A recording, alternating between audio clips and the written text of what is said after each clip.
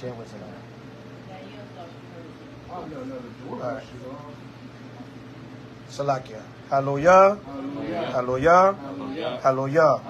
Abanawa. Shabbat Shemayim. Kodash. Hayah. Shemka. Yahweh. Malakwavka. Taba'a. Aratazaka. Hayah. Aisha. Barataza. Kawa. Hayah. Vashemayim. Nathanawa. Lacham. Ko. Yawam. Wasalaknawa. Kabawafinawa, Kasalaknawa, Kabawafinawa, Wala'a, Tabiainawa, Wanasaya 1, Abo, Abashainawa, Man, Rai, Kaya, Laka, Hamalakwa, Wa'ala, Wataparaf, Laibalamyum, Aman. Hallelujah. Hallelujah. Hallelujah. Our Father Yahweh, which art in heaven, hallowed be thy name. Thy kingdom come, thy will be done on earth as it is in heaven. Give us this day our daily bread, and forgive us our debts as we forgive our debtors.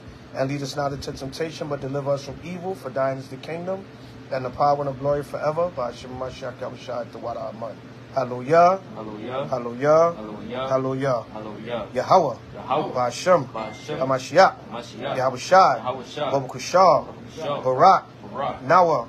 Kadash. Yurak. Wa. Shabaf. Babukushah. By Hashem. Hamashiach. Yahushua. The Wada. Tamyad. Iwalam. Amen. Blessed O Most High Yahweh B'Hashem Mashiach Yahushua. Thank you for another new moon, 6 months, and another Shabbat, Most High. Thank you for letting us see this day, giving us wisdom, knowledge, and understanding, blessings and upliftment to continue to serve you for another month, Most High.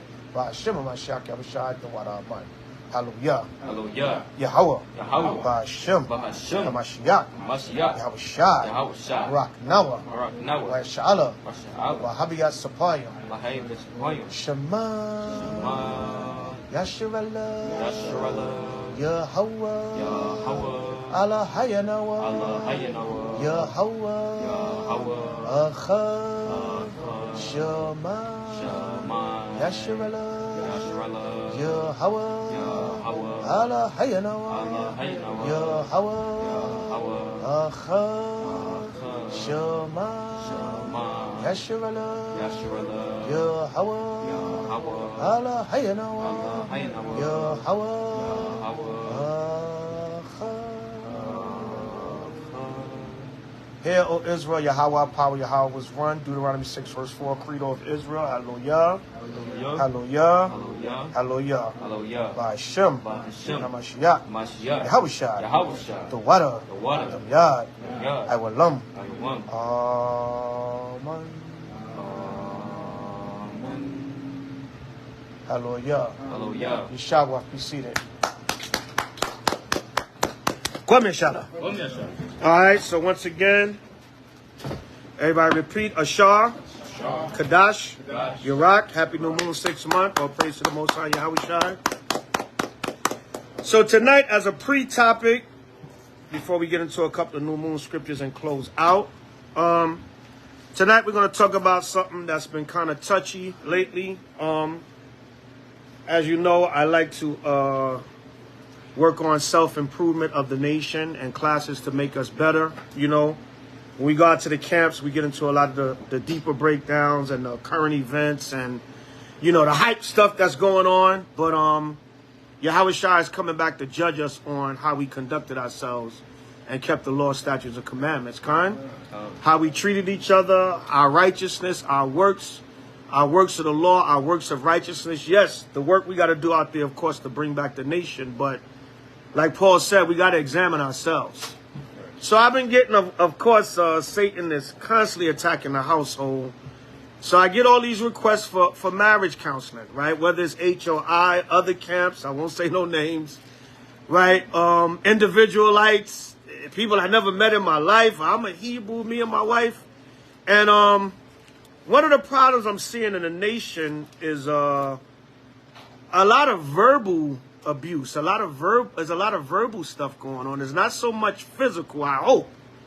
I hope, unless I'm not being told a full story. But there's a lot of verbal back and forth and a lot of cussing each other out and calling each other out of the name. And it's just Satan is just attacking the household on a whole nother level.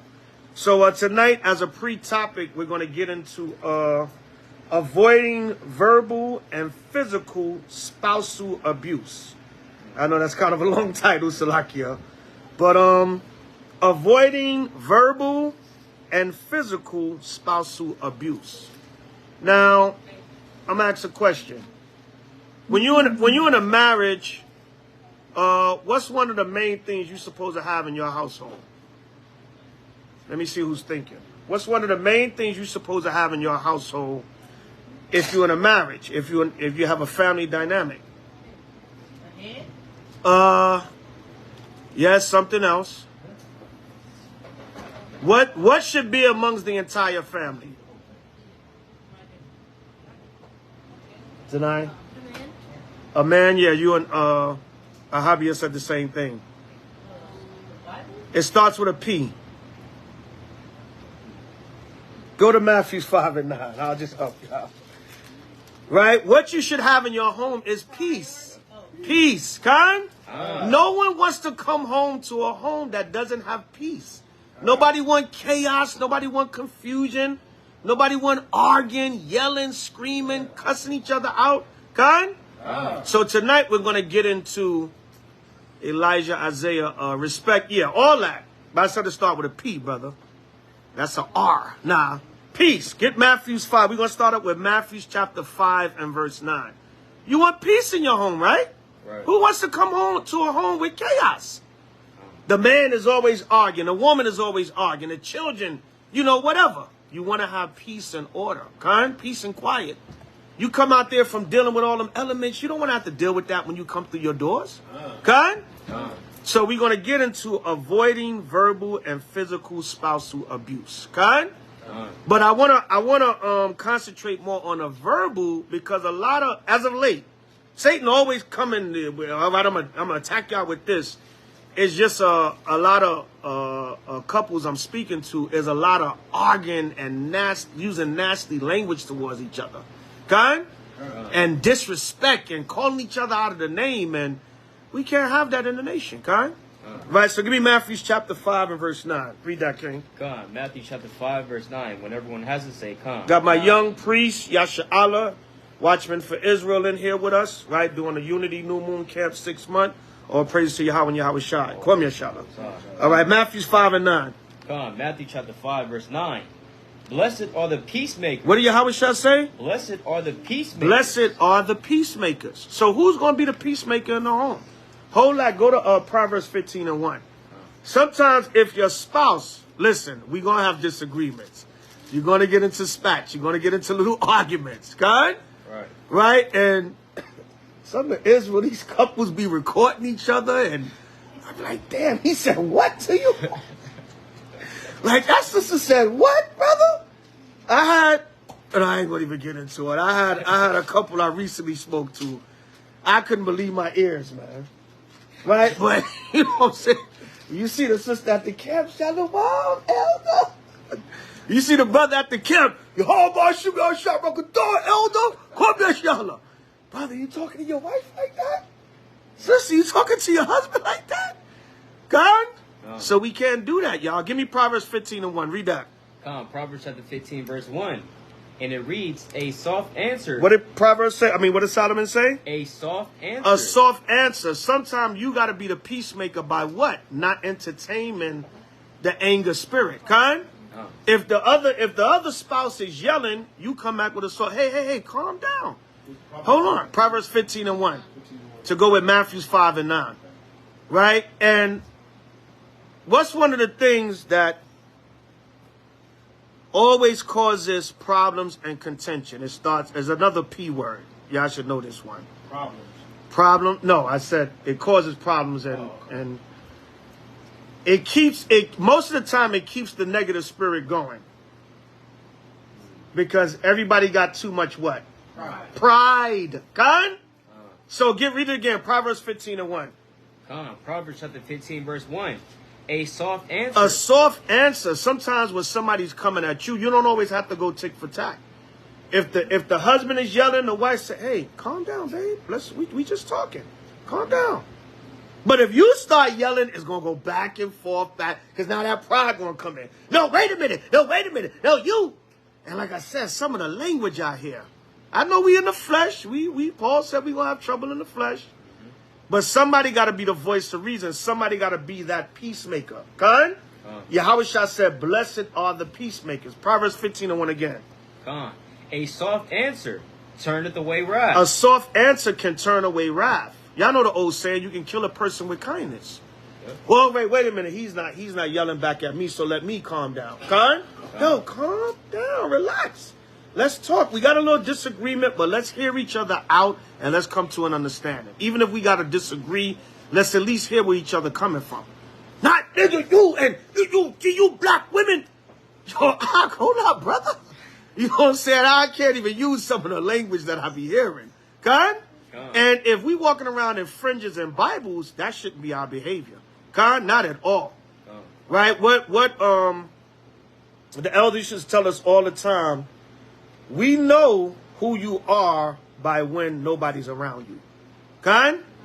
We know who you are when you're not at the feast day, when you're not at the camp, when you're not smiling with brothers and sisters, when you're in your private time, your family time, whatever. When you're alone, that's how we know. That's how we know who you really are. Khan? So we put up this front a lot of times in front of the brothers and sisters. He's shouting, "Oh, my,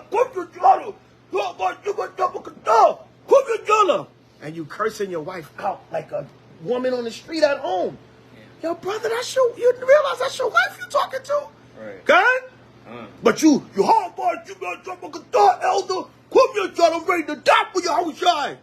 So if you ready to die for Yahweh, why are you treating your wife? Yahweh didn't teach you to treat your wife like that.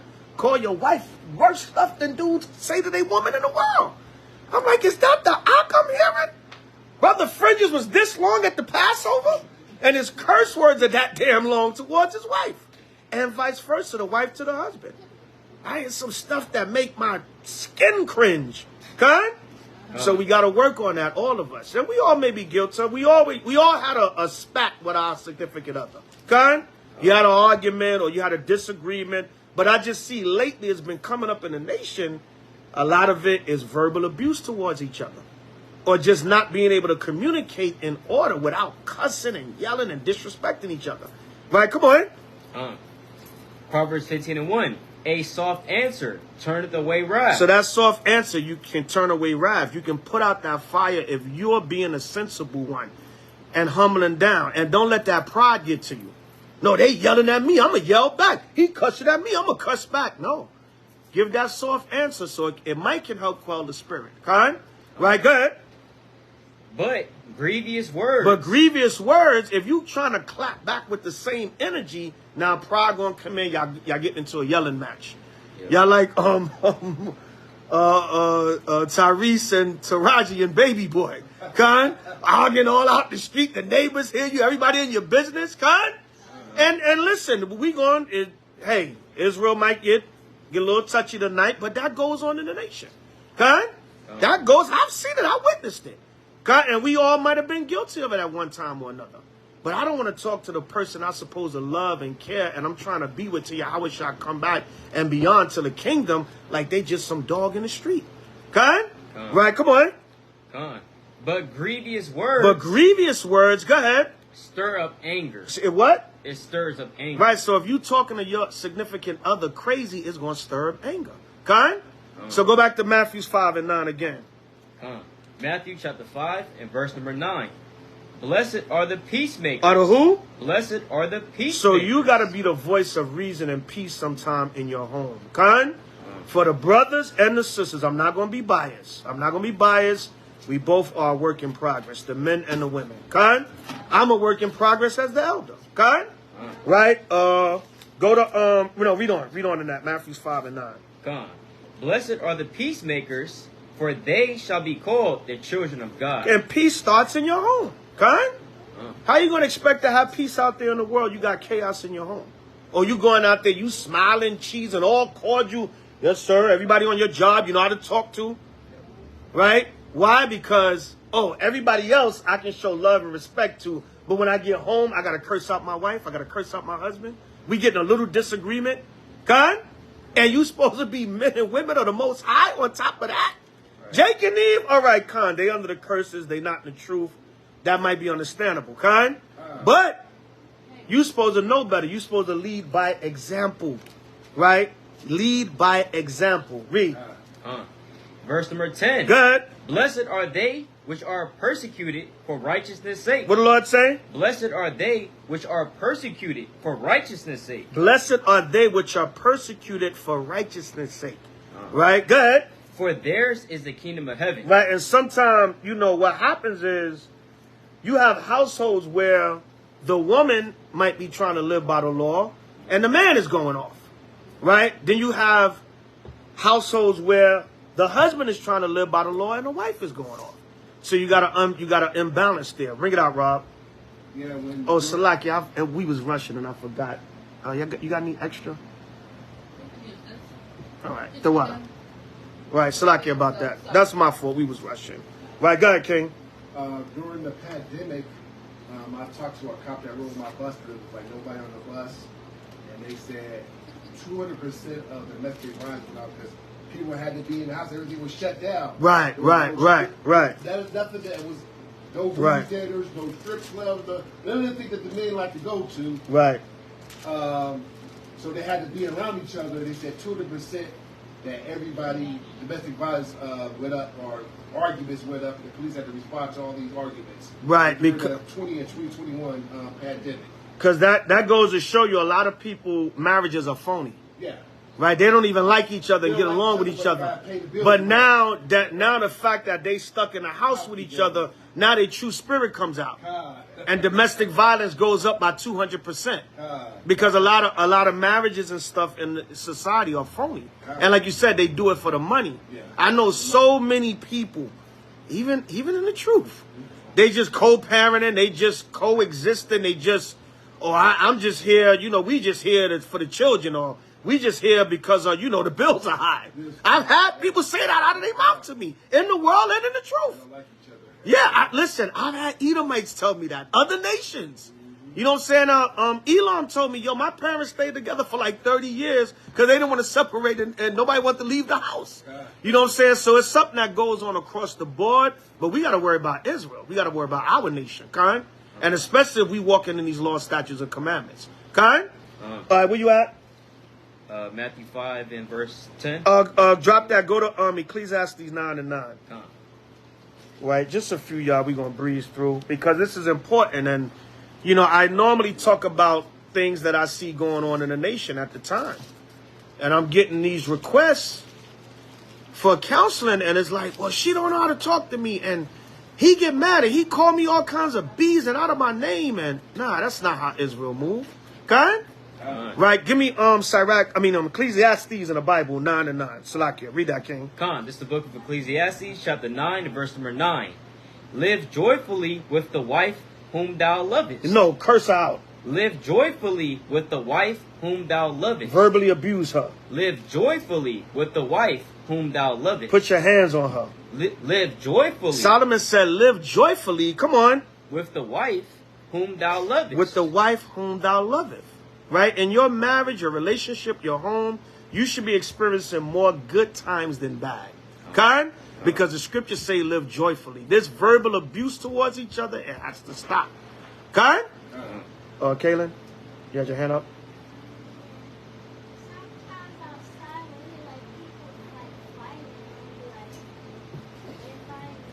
Yeah. Right? They like Jody and cover her head. Right? They're like Jody and Baby Boy. Karen? Jody and what was her name? Taraji P. Henson character, yeah. Right? I forgot her name, right? Yvette. Jody and Yvette, right? Oh, there they go arguing again. Karen? Right? But we definitely shouldn't be having that spirit in the nation. Karen? Right, good. Live joyfully with the wife whom thou lovest all the days of thy life of thy vanity, which he have given thee under the sun. Which he have what? Which he have given thee under the sun. It said, live joyfully with the wife that he have given you under the sun. So you're supposed to be experiencing more good times than bad. Con? Right? You're not supposed to be cussing and calling each other out of your name. And it's just, you know, like I said, some of the stuff I hear. And I don't mind because I want to help brothers and sisters. The main thing is to repair, you know, repair the situation. But it's like stuff you hear like, oh, man, y'all got to get it together. Con? So let's get out of that spirit, Israel. Let's go to Sirach 9:1. And it's for the men and the women. You know, we're not going to be biased. The scriptures talk about both. All right, go to the book of Sirach, chapter 9 and verse 1. This is the book Ecclesiasticus, Sirach, Ecclesiasticus 9 and 1. Give me 1 second. Okay. 9 and 1, Sirach, Ecclesiasticus 9 and 1.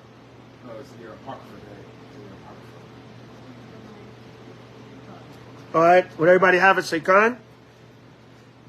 Right, Sirach 9 and 1. Read that, King. Khan, this is the book of Sirach, chapter 9 and verse 1. Be not jealous over the wife of thy bosom. And that's another thing, man. What are you doing being jealous over your spouse? 9 and 1.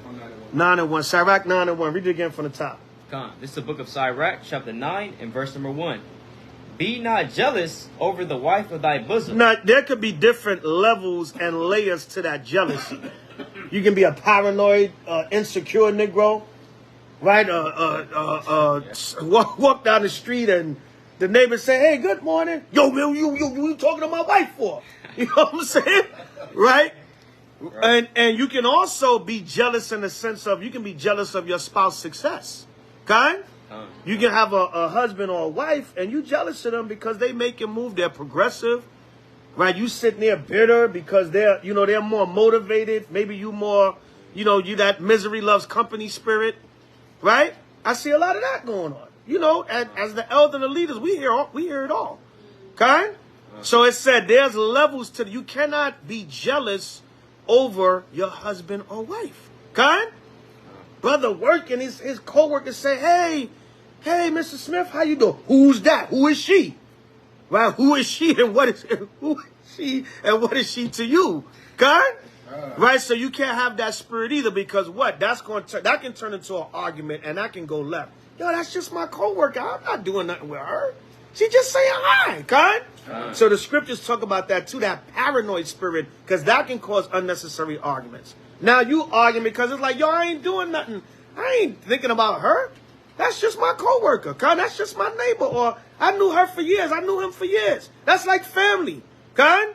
So you can't have that over-jealous spirit either. You're just jealous of anything with your spouse. Right? Read it again, King. It says, be not jealous over the wife of thy bosom. Now, on the flip side of that, a man is going to have some natural jealousies over his wife. Right? A woman is going to have some natural jealousies over her husband. But don't be a fanatic with it. Don't be a bug out and don't have an evil jealousy. You might have like a little innocent, oh, that's my wife. I love her. That's my husband, whatever. You know what I'm saying? But don't make it to where it's evil because now it's going to cause contention. Kind? Next thing you know, you like Jody and Yvette and Baby Boy. Cussing each other out and the neighbors hearing the whole thing. Right, go ahead. Be not jealous over the wife of thy bosom, and teach her not an evil lesson against thyself. The Lord said, don't teach her an evil lesson against thyself. And a lot of sisters, when I go to counsel couples, the woman will say, he don't know how to talk to me, elder. He's disrespectful. Or a lot of brothers got this over machismo thing. I'm the man, shut down, woman. But there's a balance and an order to that. Kind? The woman ain't got a damn thing to say. Right?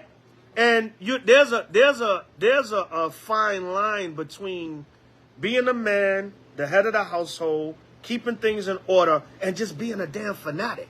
Like the one, you ain't got nothing to say, woman, shut down. No, there's a balance.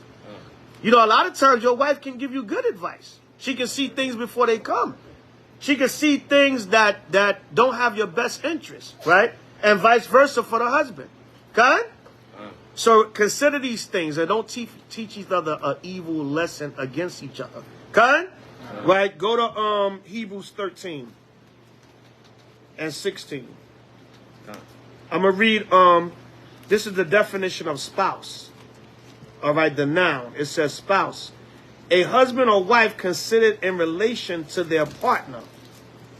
And they got an example of using the word spouse in a sentence. It says, communication is the key to understanding your spouse, partner, or significant other.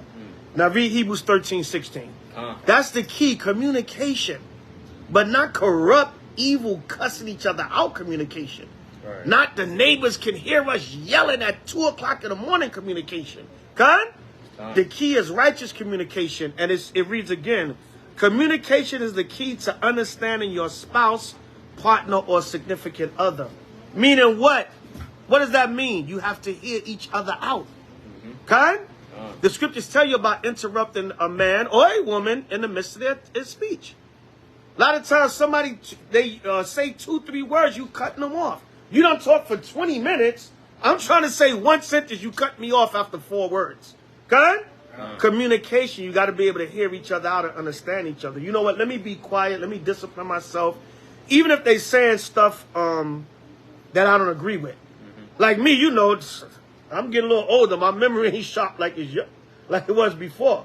If somebody talking for a while and we dealing with an issue, I'm going to be like, yo, hold on. I got to write that down so I can remember that. Because I want to address everything that you bringing out. You might say 7 things, and I'm like, damn, I forgot the first 3 things they said. But I want to address everything so you can see where I'm coming from. Right? Whether it's a spouse, whether it's a brother, sister, whatever the relationship is to the person, we got to have communication. But especially with the person that's in your home. If the home ain't right, then everything is going to crumble. Right, so read that, King. This is the book of Hebrews, chapter 13, and verse number 16. Good. And it reads, but to do good. But to do what? But to do good. No, to curse each other out. But to do good. To yell and call each other names. But to do good. But to do good, come on. And to communicate. And to what? And to communicate. And this is in the sentence that they use to give you the context of spouse. It says the definition of spouse. A husband or wife considered in a relation to their partner. Communication is the key to understanding your spouse, partner, or significant other. Even Esau know that in the dictionary. Right, read on. It says, but to do good and to communicate, forget not. For with such sacrifices, God is well pleased. And notice what it says. That's a sacrifice. Yeah. It's a sacrifice a lot of times. Oh, let me just humble down in here. Let me just hear, especially when you eat it. Oh, let me hear, what I'm saying. Then I'm going to come back and I'm going to speak peacefully and I'm going to tell my side so we can get an understanding of each other.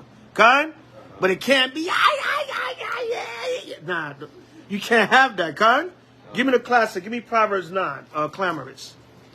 All that loud clamor, you can't have that, So we're going to avoid verbal and physical spousal abuse, That's this pre-topic. All right, and everybody, have to humble down. Right, give me that Proverbs 9:13. This is the book of Proverbs, chapter 9 and verse number 13. A foolish woman is clamorous. See, a foolish woman is clamorous. Go ahead. She is simple. She is simple. Go ahead. And knoweth nothing. And that's cold, but that's what the Bible said. Go ahead. Right? That's a clamorous woman, meaning a woman full of talk, always running her mouth. You can't get a word in edgewise. Every time you try to talk, she's cutting you off, talking over you, loud as hell, obnoxious, using all kinds of language. The Lord said a woman like that is simple and knoweth nothing. She don't understand the bare necessities of the nature of a woman. Let me be quiet and listen to my husband. And then when it's time, when he finished, let me respond respectfully and in order and let him know my concerns. Right? Not like a ratchet Sukihana. Right? I'm going to just cuss it. It ain't nothing. Listen to no man. And you can't tell me nothing. And the same thing with the men, man. You can't be beating your woman down verbally either. Look, woman, you know. And brothers, man, I'm going to say this, man. Them bees and hoes, you can't be calling your wife that, man. That's off as hell, man. Unless she moving like that, but that's a whole nother topic. And that, listen, I'm going to say this straight up, man. That better not be going on in H.O.I. And brothers, I'm going to say this, or any camp we rock with. If we hear about it, it's going to get checked. If we hear about it, it's going to get checked and sent on its way. We don't want to hear, oh, I'm private. Men can't get into my household. Nah, listen, we don't want to get in your household. But if you going off, brother, you're going to get checked. Because we can't have you out there representing the body and you like a damn demon in your house. Okay? You're a hypocrite, man. Cussing your wife out, being abusive, right? Being verbally abusive, sometimes physically abusive, emotionally abusive. Okay? We're going to get that spirit up out of the nation. Okay? All right, so read that, King. Where we at? Proverbs 9 and 13. Yeah, Proverbs 9 and 13 one more time. Proverbs chapter 9, verse 13. A foolish woman is clamorous. Hey, the Bible said it. She's full of clamor, loud talking, loud, nonsensical talking. Go ahead. She is simple. She is simple. Go ahead. And knoweth nothing. And a lot of times, the man get triggered by that mouth. God? Right now, you still, Proverbs 15 and 1, a soft answer turneth away wrath. Because when you feed into that clamor, now it's just going to be chaos. It's going to be like two cats fighting. God? So you still got to try to keep your cool, but a lot of times that mouth is a damn trigger. God? And I get a lot of that. But Elder, I be trying to talk, and then it's that mouth. God? So everybody got to see what these scriptures are saying and play your part and be in order. 7 and 11. Jump over to 7 and 11. Proverbs. I had a quick principle now what you were saying. So. Right, Con, bring it out. Okay, Con. It's a book of Sirach, chapter 28 and verse number 12. It says, if thou blow the spark, it shall burn. If thou spit upon it, it shall be quenched. And both these come out of thy mouth. See that? Both of these come out of their mouth. You can either keep the fire going or you can quench the fire out of your mouth. Con? Hold that, link that up with Proverbs 13 and 3. And then we're going to get Proverbs 7. Because that tongue, man, that tongue. A lot of times the verbal abuse, like I said, even though we're dealing with the physical abuse too, but the verbal abuse, the physical abuse comes from the verbal abuse a lot of times. The verbal abuse leads to the physical abuse. Okay? And we cannot have that spirit in Israel. Proverbs 13 and 3 to go with Sirach 28 and 12. Read that, King. This is the book of Proverbs, chapter 13 and verse 3. He that keepeth his mouth. What the Lord say? He that keepeth his mouth. He that keepeth his mouth. Go ahead. Keepeth his life. Keepeth his life. And he or she. Right. The Bible speaks in the male because a lot of times the male is the dominant. But he or she, kind? A lot of times, listen, man, brothers, you better watch what you saying to these sisters. They got certain men in their family. Yo, what you say to my sister? What they got a crazy fire. What you say to my daughter? Daddy, he cursed me out. He called me all kinds of bees. He was just disrespecting me last night. All right, baby, I'll be over there after work. Now you got to deal with Pops. Pops might have that old Smith & Wesson in his back pocket. That old 38 long nose. You know, old school Jake, man. And what you say to my daughter? You know what I'm saying? So he that keep his mouth, keep his life, man. Don't be just... Remember, our women are the daughters of Zion, man. And like I said, in H.O.I. or any Hebrew we deal with, if we find out a brother is verbally, emotionally, or physically abusing us, we cannot help what we don't know. Because, see, a lot of stuff be going on out here, and people, I don't want to say nothing, and ain't nothing going to happen. That's not true. If we know about it, it's going to be brought to counsel, it's going to be checked, and proper punishment will be weeded out. Okay? Will be meted out. Okay? Right? With the men or the women. Sis, if you are a demon with your husband, you got to sit down for like 3 months. No feast days, no nothing, whatever. And we have done it. But we can't address what we don't know. Oh, I don't want to say nothing because no, you got to say something. We can't deal with it if we don't know about it. We're not going to be held accountable for what we don't know about. Okay? But if we hear about it, you brothers, we don't care who you are, what position you got, respect the persons, you're going to be dealt with. You sisters, we don't care how proud you are, rebellious. Oh, they ain't my husband. Those just the men you follow. Is going to be checked. And you will sit home until you get yourself in order. We don't want that spirit amongst the body. Okay? Right, this is serious. We bringing back our nation. Okay? Right, come on. Come on. He that keepeth his mouth. He that keepeth his mouth, come on. Keepeth his life. Listen, man, words can get you destroyed. Yeah. You can lose your life. Okay? Yeah, I'm going to get my cousin Ray and them to shoot you. What? You going to do what? I'm going to get them before they get me. Okay? Now somebody's life is taken because of words, because you don't know what to say out of your mouth. Right? Go ahead. But he that openeth wide his lips shall have destruction. What the Lord say? But he that openeth wide his lips. See that? You open wide your lips. Come on. Shall have destruction. You shall have destruction. That woman got some crazy men in her family, and you done cursed her out one too many times. Yeah. She got a son that got about 100 gangbangers with him. Yo, what you say to my moms? What he say to you, Ma? I'll be over there tomorrow. Yo, me and like 20 of my dudes will be over there tomorrow. See if you're going to say that in our face. So you don't know. And the Most High will do that to judge you. Because you cursing out one of the daughters of Zion. Okay? You know, good thing a lot of times the woman loved the man, so she don't want to get, nobody really involved. Especially if she know how her family and her peoples get down. You know what I'm saying? On the flip side, a brother might have some crazy sisters. Yo, you be talking to my brother like what? Yeah, I'll be over there tomorrow with a face full of Vaseline. You want to fight? You don't have Vaseline spirit. Old school. Well, you talking to my brother like that? What you do? You got up in my brother's face? Okay? Or you got hell, women can be abusive now. You got women that hit on men. Okay? They have National Domestic Violence Month, and sometimes you'll see like on the internet, people will post like, well, you always talking about the women, but men get abused too. Okay? Yeah. So a lot of times the verbal abuse can lead to the physical abuse. So make sure we don't have that spirit in Israel. Okay? Right, go ahead. And it reads, verse 4, the soul of the sluggard desires. That's it on that. Go to Proverbs 7 and 11 now. Proverbs 7 and 11. So watch your words, even with your spouse. And guess who can ultimately judge you? The Most High. Okay? You curse your wife out like crazy, then you're going to go to camp the next day. Shalom, Akim, everything good?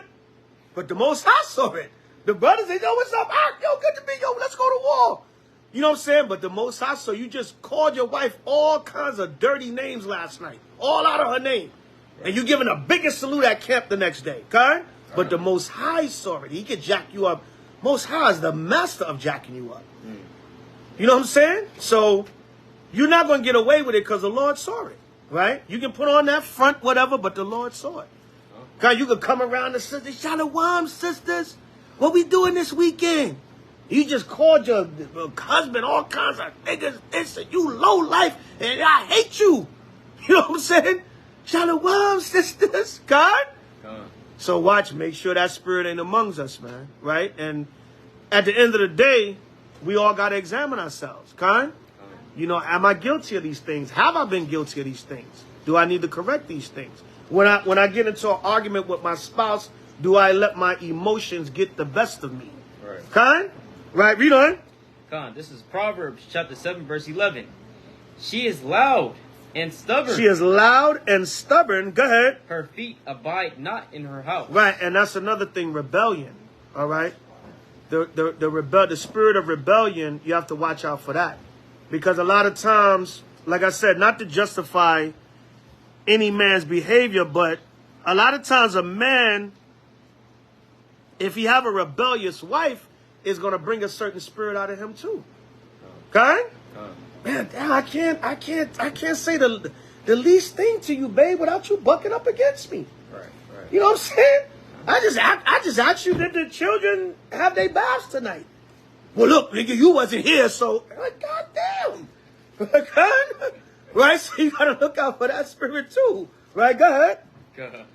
Verse number 12. Read 7 and 11 again, Salakia. Proverbs 7 and verse 11. She is loud and stubborn. Loud and stubborn, man. Rebellious, proud. Don't know how to humble herself to her king, her Lord, her man, her head. Right? Go ahead. Her feet abide not in her house. Right? What's that saying they got? She's for the streets. Right? She for the streets. Y'all seen the video where the girl said she don't want her daughter? She told her it was on Instagram or TikTok, one of them. Yeah, she said, I don't want her. I want to hang out. I want to have fun. You take her. You go get her. You take care of her. She said, I don't want her no more. I want to live my life and have fun. Yeah. Oh, wow. Yeah, you see that? It was on Instagram. Somebody shared it again with me today. Eve came straight out of her mouth and said, I don't want my child. I want to live my life and have fun. She's for the streets, man. Yep. And I pray we don't have a sister in Israel like that. Kind? Right? So don't have that rebellious, proud spirit, right? Go from there. Go to the book of Sirach, 23 and 15. Salakia, Sirach 23 and 15. We're going to be fair. We're going to be fair. We're going to get on the men too. We're going to be fair. All right, we're going to be fair. We're going to be fair. God. This is the book of Sirach. Sirach 23 and 15. Salaki, when everybody have it, say Khan. Let's get a little bit of order. Y'all, the lesson is going on. All right. Sirach what, man? Sirach 23, 15, and 16. All right. 15, right? Yeah, Sirach 23, 15, and 16, I believe it is. Yeah, 23, 15, and 16. All right, when everybody have it, say Khan. Right? Read that, Sirach 23 and 15. Khan, this is the book of Sirach, chapter 23, verse number 15. The man that is accustomed to opprobrious words. A man that's accustomed to opprobrious words. The word opprobrious, it means, is an adjective. It means of language. Expressing Salakia, expressing scorn or criticism. All right, abusive. Some of the synonyms are abusive, right? Derogatory, disparaging.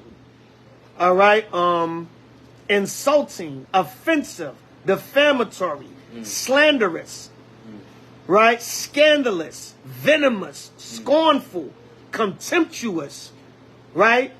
B-I-T-C-H-E, right? Yeah, it's just all these words, that describe what opprobrious means. Read it again. Con. Sirach 23, verse 15. The man that is accustomed to opprobrious words. Yeah, man. And you got, I've literally seen cases in Israel of brothers that don't even know how to talk to their wife. Just never really learn. Just never learn how to talk nice to a woman. Okay? Just, man, woman, shut up. You know what I'm saying? Yeah, man.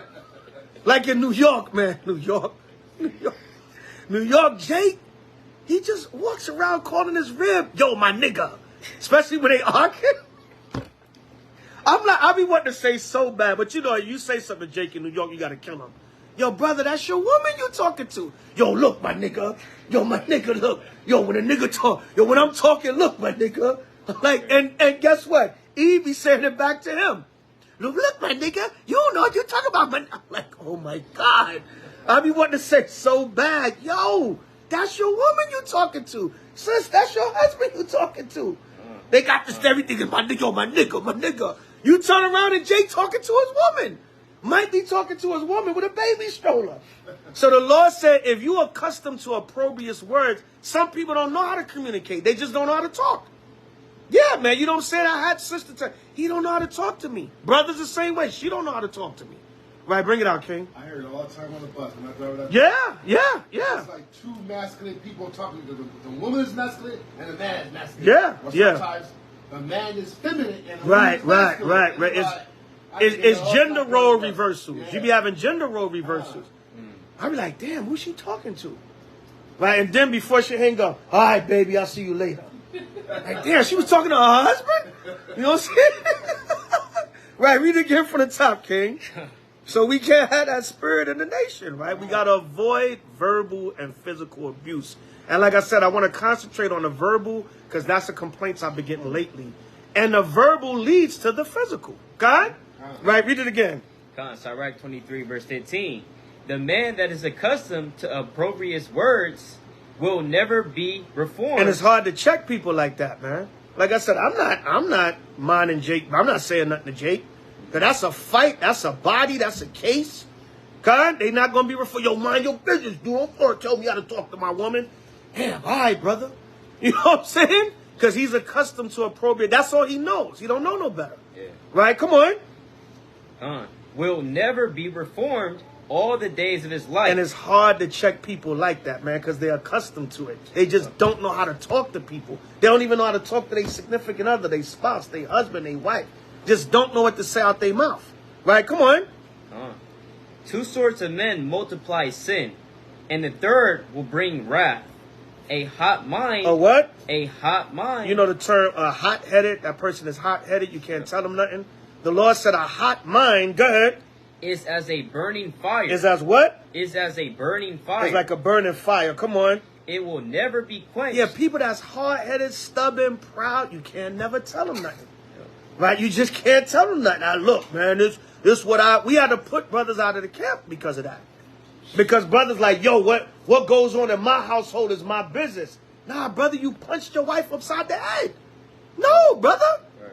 We can't have that, because then what the sister's going to say? Oh, you leaders just let men abuse their wives and then they out there teaching the Bible? Yeah. Wow. So no, brother, shalom. What do you mean that ain't none of our business? Okay, it ain't none of our business, but you not get up out of here. Right. So like I was going to say it the other way, but get up out of here. Okay? Talking about that's my business, y'all can't check me. All right, then let it keep being your business. It won't be up in here. Right? Right, come on. A hot mind is as a burning fire. It will never be quenched. Come on. Till it be consumed. Go ahead. A fornicator in the body of his flesh. Yeah, see that? And brothers, that could make your wife, you know, have an issue with you too. You still got that spirit of fornication. And that goes on in the nation, man. You supposed to be here having an upright marriage. You somewhere on back page. Right? Yo, what you doing? You going off. Gun? I don't even know if back page still exists. I don't know. That's how old I am. Right? But anyway, you still watching, you know what? The P word. Gun? You still over here, you know, yo, ain't nothing wrong. Ain't nothing going, you know, ain't nothing going to see Eve make it clap. What? Nah, brother. You supposed to be teaching Eve to not do that no more. You making a whore out of the daughters of Israel. So you still dealing with fornication and lust. And your wife going to say, this ain't no man of the Most High. He's just like a Jake in the world. You supposed to be dealing with me as an upright. Then when the spirit jump on her, it's not justified for her to disrespect you. But she ain't going to have no respect for you, because she going to be like, look, you ain't no man of the Lord. You a hypocrite. Okay? You talking about put on a dress and cover the head, but you want to go see Eve make it clap. You still dealing with lust and fornication. And if you are, just be honest, yo. I'm still struggling. Brothers, pray for me, fast with me, so I can get them spirits and that demon off you. But your wife ain't going to respect you. Now, when she talking to you crazy, you going to talk back to her crazy. And now, see, this woman be going off, huh? But you did something to provoke her. Cause she can't respect you because you still got that spirit on you. Okay? Right, come on. A fornicator in the body of his flesh will never cease till he have kindled a fire. See, he have kindled a fire to some kind of wrath come on you, man. And the Lord, if you dealing with that spirit and not trying to check it, the Lord will turn your wife against you. Okay? She be like, look, you still dealing with lust, man. I ain't dealing with that. Right, go from there to Sirach 26. Jump right over to Sirach 20. Matter of fact, since we right there, go to 25. Go to Sirach 25 and 1. Okay. Since we're right there, Shemai, the lesson is going on. Come on, let's keep order. All right, Sirach 25 and 1. Read that. Come on, this is the book of Sirach, chapter 25, and verse number 1. In 3 things I was beautified, and stood up beautiful, both before God and men. Come on. The unity of brethren. The unity of brethren. It's beautiful to see brothers together in unity. Psalms 133. Right, come on. The unity of brethren. The love of neighbors. The love of neighbors, come on. A man and a wife that agree together. No, that's cursing each other out. A man and a wife that agree together. That's verbally abusing each other. A man and a wife that agree together. That's fighting. A man and a wife that agree together. Yelling 2 in the morning, waking up the neighbors. A man and a wife. Man and a wife, come on. That agree together. That agree together. Kind? Right? Not verbally or physically abusing your spouse. Right? You got to agree together in Yahweh and Yahushua and have peace and live joyfully pursuant to Ecclesiastes 9 and 9. You're supposed to be having more good times than bad. Kind? You arguing every minute, then there's a problem. Go from there to, jump down to 13. Sirach 25, 13. This is the book of Sirach 25, verse 13. Give me any plague but the plague of the heart. Right, give me any plague but the plague of that heart. You know, sometimes, you know, being in love and you know, what's the saying? There's a thin line between love and hate. Because you can love your spouse so much, then it turns into hatred.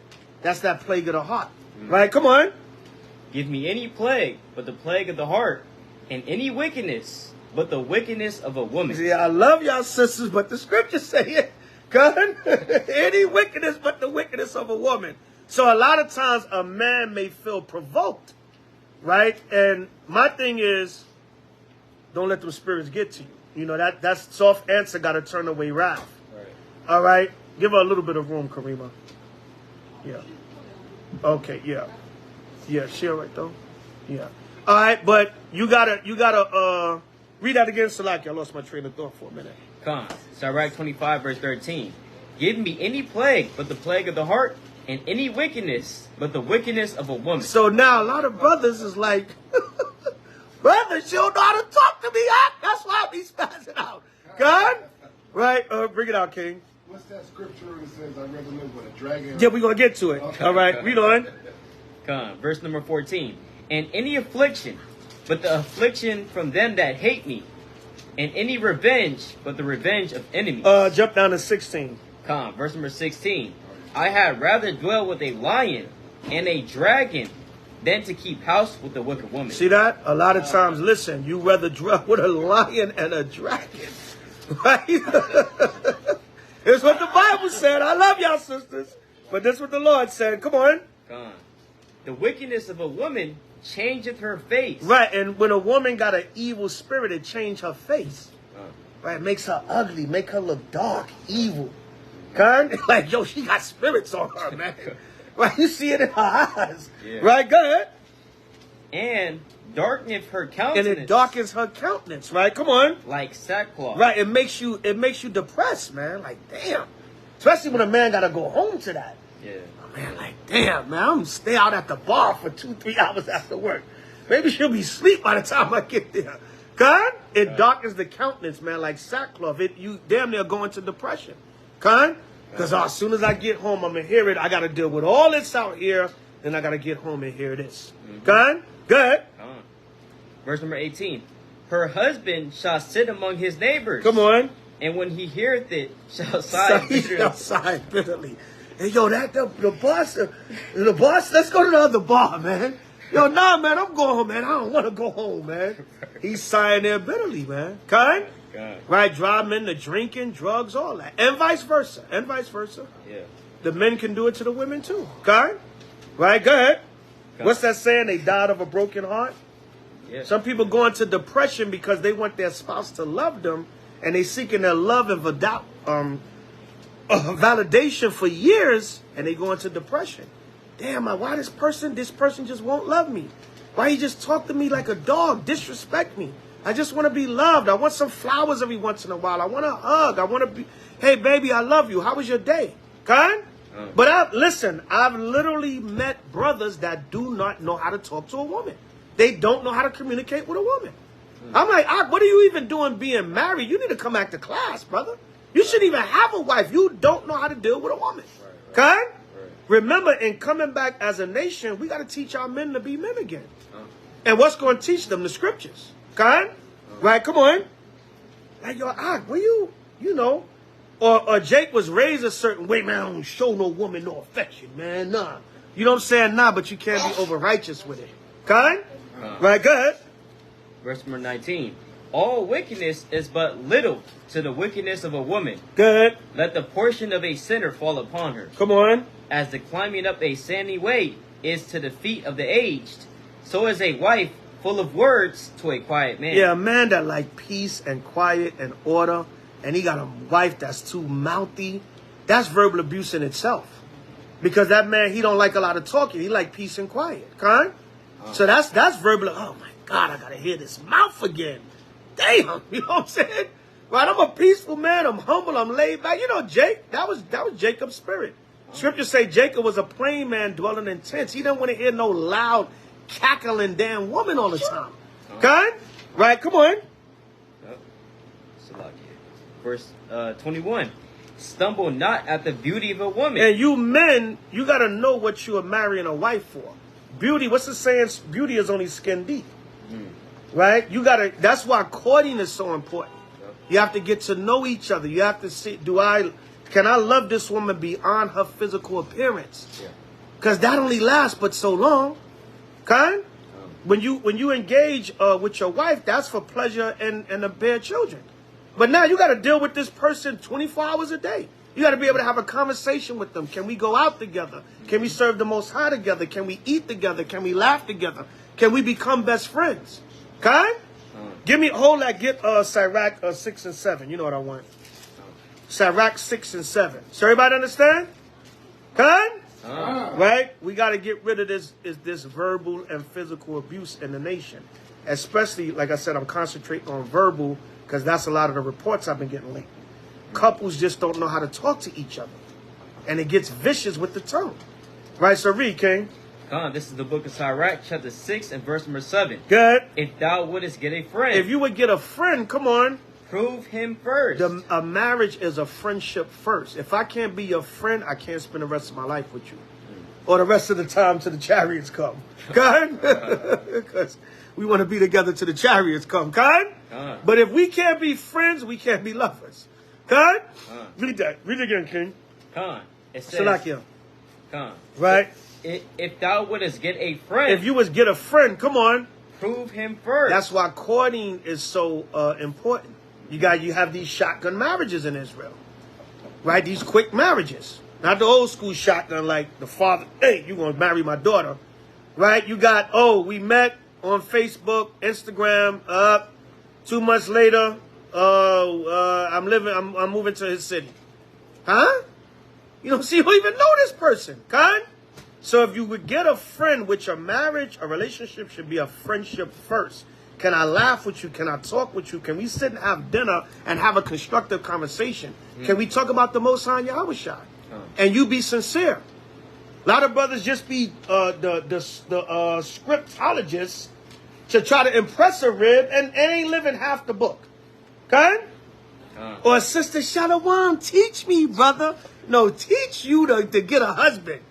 You looking for a man, con? You ain't looking to learn nothing to be a virtuous woman, con? So we got to get rid of that too, because that, after a while, now y'all don't know each other. You got together in a half a second. Now who gonna get the call? The elders. I don't know who I married, con? Or you cussing each other out because you don't know each other. You like, I didn't know he was like that. I didn't know she was like. So now, con? Yeah. So you have chaos. So we want to avoid that coming in the nation. Because we've had some tragedies in the nation. Because brothers and sisters didn't know how to talk to each other. It went from lack of communication to verbal abuse to physical fights and then physical abuse. And even some cases, serious injury and death, and even death. Kind? So this is serious, man. And the Most High let them things happen for examples. Right, read on. It says, if thou wouldest get a friend, prove him first. If you would get a friend, prove them first. Come on. And be not hasty to credit him. Oh, I found me. Oh, this brother. Oh, he know the precepts. Oh, he's strong in the word and he really cares about me. He stay on the phone with me every night going over precepts. That man want to get in your precepts. Right? Because they going to put up that front. So don't be too hasty to credit anybody. You got to prove them first. A lot of marriages and relationships that start too fast, they don't end up too good. Because you don't know each other. Kind? Right? Go from there to, go back to Sirach 25. A few more, y'all. We're going to get through this. Salakia. We're going to get right through this. Go back to Sirach 25 and keep reading 23. This is Sirach chapter 25 and verse number 23. Now for you brothers, go ahead. A wicked woman abateth the courage. 22, Salakia. 22, verse number 22. Oh, no, my bad. Finish out 21. 21. Verse number 21. Stumble not at the beauty of a woman. Stumble not at the beauty of a woman. Go ahead. And desire her not for pleasure. Right, you can't just want to, oh, that sister look good. Every time she wear them fringes and her hair, oh, she's gorgeous. Yeah, that's good, but get to know each other. You can't desire your wife just for pleasure. Right, you should never just marry a woman based upon her physical appearance and your lust. Right. That's a disaster within itself because there's no other substance there. You just went off the flesh and the appearance. She could be a demon. Or you could be off, You know what I'm saying? So don't desire her for pleasure. Your wife should be more than that. Kind? Go to hold that. Go to link that up with Tobit 8 and 6. Sirach 25:21 with Tobit 8 and 6.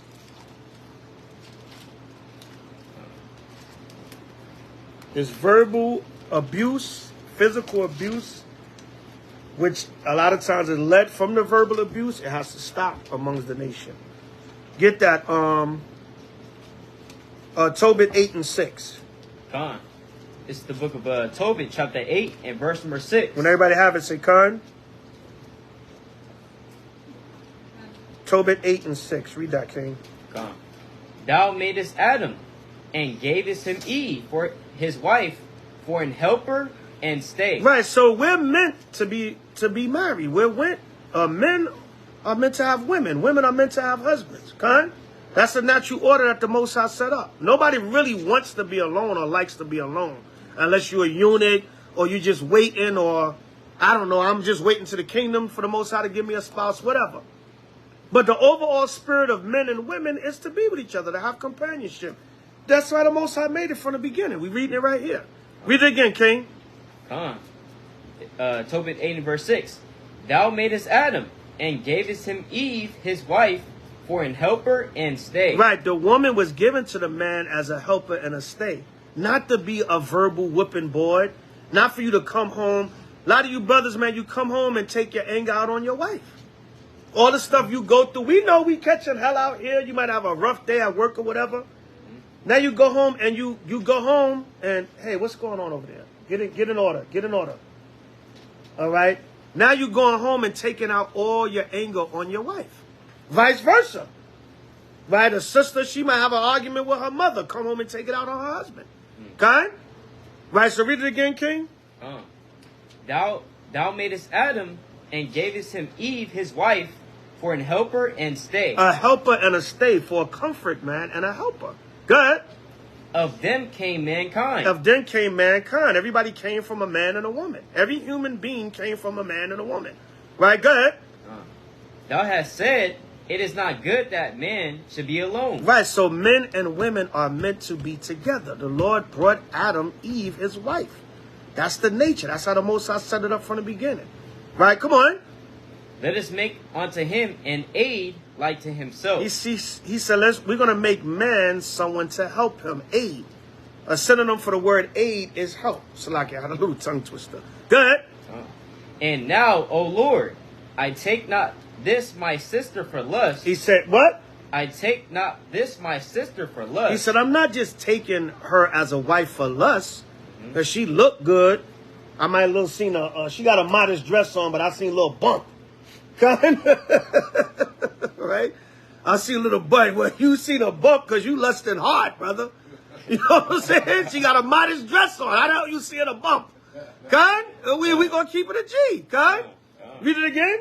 And now, O Lord, I take not this my sister for lust. I take not my sister for lust. And notice what Tobit called his wife. He called her his sister.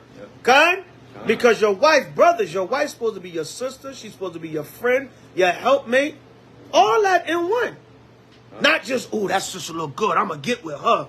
There's no substance to that. So he said, I'm not taking my sister for lust. I'm a son of Zion. I'm not going to take a daughter of Zion for lust. Right. And Sirach 25:21 says, stumble not at the beauty of a woman and desire her not for pleasure.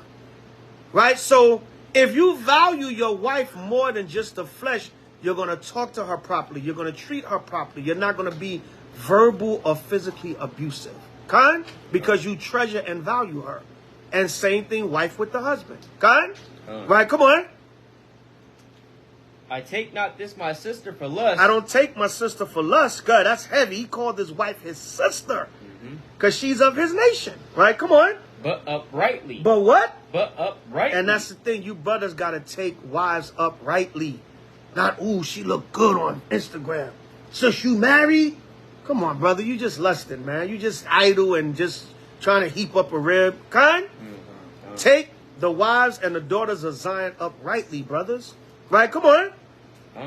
Therefore, mercifully ordain that we may become aged together. He said, Lord, mercifully ordain that we can become aged together.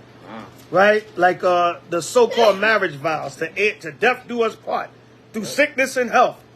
Right? But let us be together till the chariots come. Gone by right? So Tobit said, I was fired. He said, let us mercifully. Tobit showed you how to look at your Israelite wife. Gone? He said, my nigga. What the hell? Yo, Jake, you talking? I'm walking out the streets of the Bronx. I hear Jake behind me. Yo, my nigga. Yo, son, you talking to your wife like that? See that? So, we can't be having that spirit. Kind? Right, go from there to, that was Tobit 8 and 6. Go back to Sirach 25 and 22 now. And then, like I said, man, we all know this goes on. Right? We know Israel. We might be touching some nerves, but we know, y'all know. Right? Y'all know this goes on in the nation. It goes on in the world, and it goes on in the nation. A lot of times, brothers and sisters, they have fringes on, but they have not changed their mind frame. So this is correction, and there's a double-edged sword. It's for all of us. It's for me, too, as the elder. Khan? Right, go ahead. Khan, this is Sirach chapter 25 and verse number 22. A woman, if she maintain her husband... Right, and that maintain is not only like she got to take care of him financially, right? Man, he eating a big bowl of Captain Crunch like Biggie Smalls. In that movie, remember that video? Right? Warning, eating a big bowl. Captain Cat sitting home eating a big bowl of cereal and playing damn video games all day. And she got to go out and be the breadwinner, do everything. No. But not only that maintenance, remember there's layers to the scriptures. That maintenance is if she don't see you moving like a man. She don't see you conducting yourself like especially a man of the Most High. Like, damn, I got to tell you how to be a man? God? The scripture's supposed to do that. Or if you grew up in a certain household, you're supposed to learn that from a child.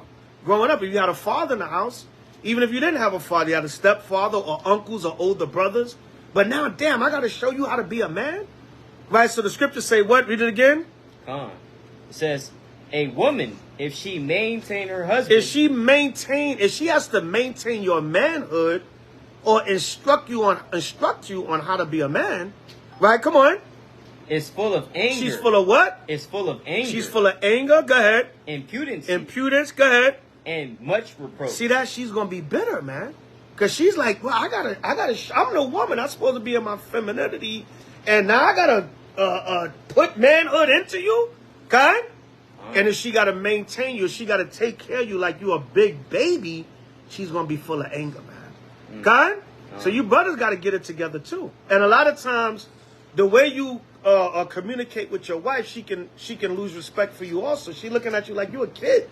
You a big baby. You don't know how to talk to me. You immature. Kind?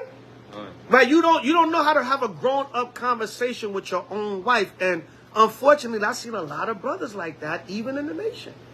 And you know what it is? Is this society did that damage on us. Kind? So it's like, damn, you don't even know how to deal with a woman and be firm and assertive, but still be respectful and loving to me at the same time. Kind? So you brothers, man, as the head, you gotta set the ultimate example. Kind? Right? So I want to stop hearing these reports about this verbal abuse going on in the nation, which leads to physical. Read on. Verse number 23. A wicked woman abateth the courage. Go ahead. Maketh a heavy countenance. Maketh what? Maketh a heavy countenance. Right. A wicked woman can quench a man's spirit. Right? She abateth the courage. Go ahead. And a wounded heart. What did the Lord say? And a wounded heart. And a wounded heart. The word abate, it means to reduce in amount, degree, intensity, diminish. Right? You diminish, a wicked woman can diminish a man's manhood. And I'm going to hit you something. How can she diminish that manhood? Just by the way she talked to him. Being condescending, insulting, belittling. Right? Nothing's never good enough. Right? Oh, babe, I went out of there. Oh, that ain't nothing. What's that old school song? All you do is criticize. Don't criticize my friends. Everything is a damn criticism. Nothing's never gets no compliment, nothing about nothing. Kan? And that's going to abate, is going to diminish a man's courage, man. He's going to feel defeated. Because what do a man look for? He looked to be respected by his family. He want his wife to look up to him as a male lead figure. Right? He want his children to respect him. So when he don't get that, it can quench his spirit. Remember with the women's liberation movement in the 70s? And then what happened, they brought the crack in the 80s. So a lot of the jakes got on crack because they felt useless. They felt defeated. Because they had the women's liberation movement, they brought in the welfare rolls, and then they told the woman, well, if you want the state to take care of you, you got to get the man out the house. So now Jake is like, I'm worthless. Let me just go get high. I don't care no more. Or let me sell the drugs and just make a whole lot of money and just live good. Okay? So a lot of our men got destroyed in the 80s because they felt defeated. And the ones that didn't felt defeated, they said, look, well, I'm going to just make money off of this new phenomenon and get paid and live like a kingpin. Now I feel like something because I got all this money. Okay? So the government knew what they was doing. But a woman can make a man feel defeated, man. Especially if you talking to him crazy. Come on. It says, make it the heavy countenance. Come on. In a wounded heart. And a what? In a wounded heart. Yeah, that man feels defeated, man. Right? Come on. A woman that will not comfort her husband in distress. Right, and don't kick me when I'm down, man. Yeah. You know what I'm saying? Don't kick me when I'm down. Right? What was that that woman came on, she said, it was on YouTube. She said, when I met my husband, he had a good job or a business, he was making all this money. He put me through nursing school, he got me an apartment, he he did this and that. When he lost all his money, I left him. Brother said, why you left him? I ain't gonna be taking care of no man. But he took care of you. You can't help the brother get back on his feet. He the one got you your damn nursing job. And you know, them nurses make good money. You know what, babe, I got you. You going through a rough patch, but we gonna get through this. You know, just get out there and try to get something else, but I got your back. No, I ain't taking care of no man. See that? Right? You're not helping a man in his distress. Or the brother's already going through stuff and you talking to him crazy.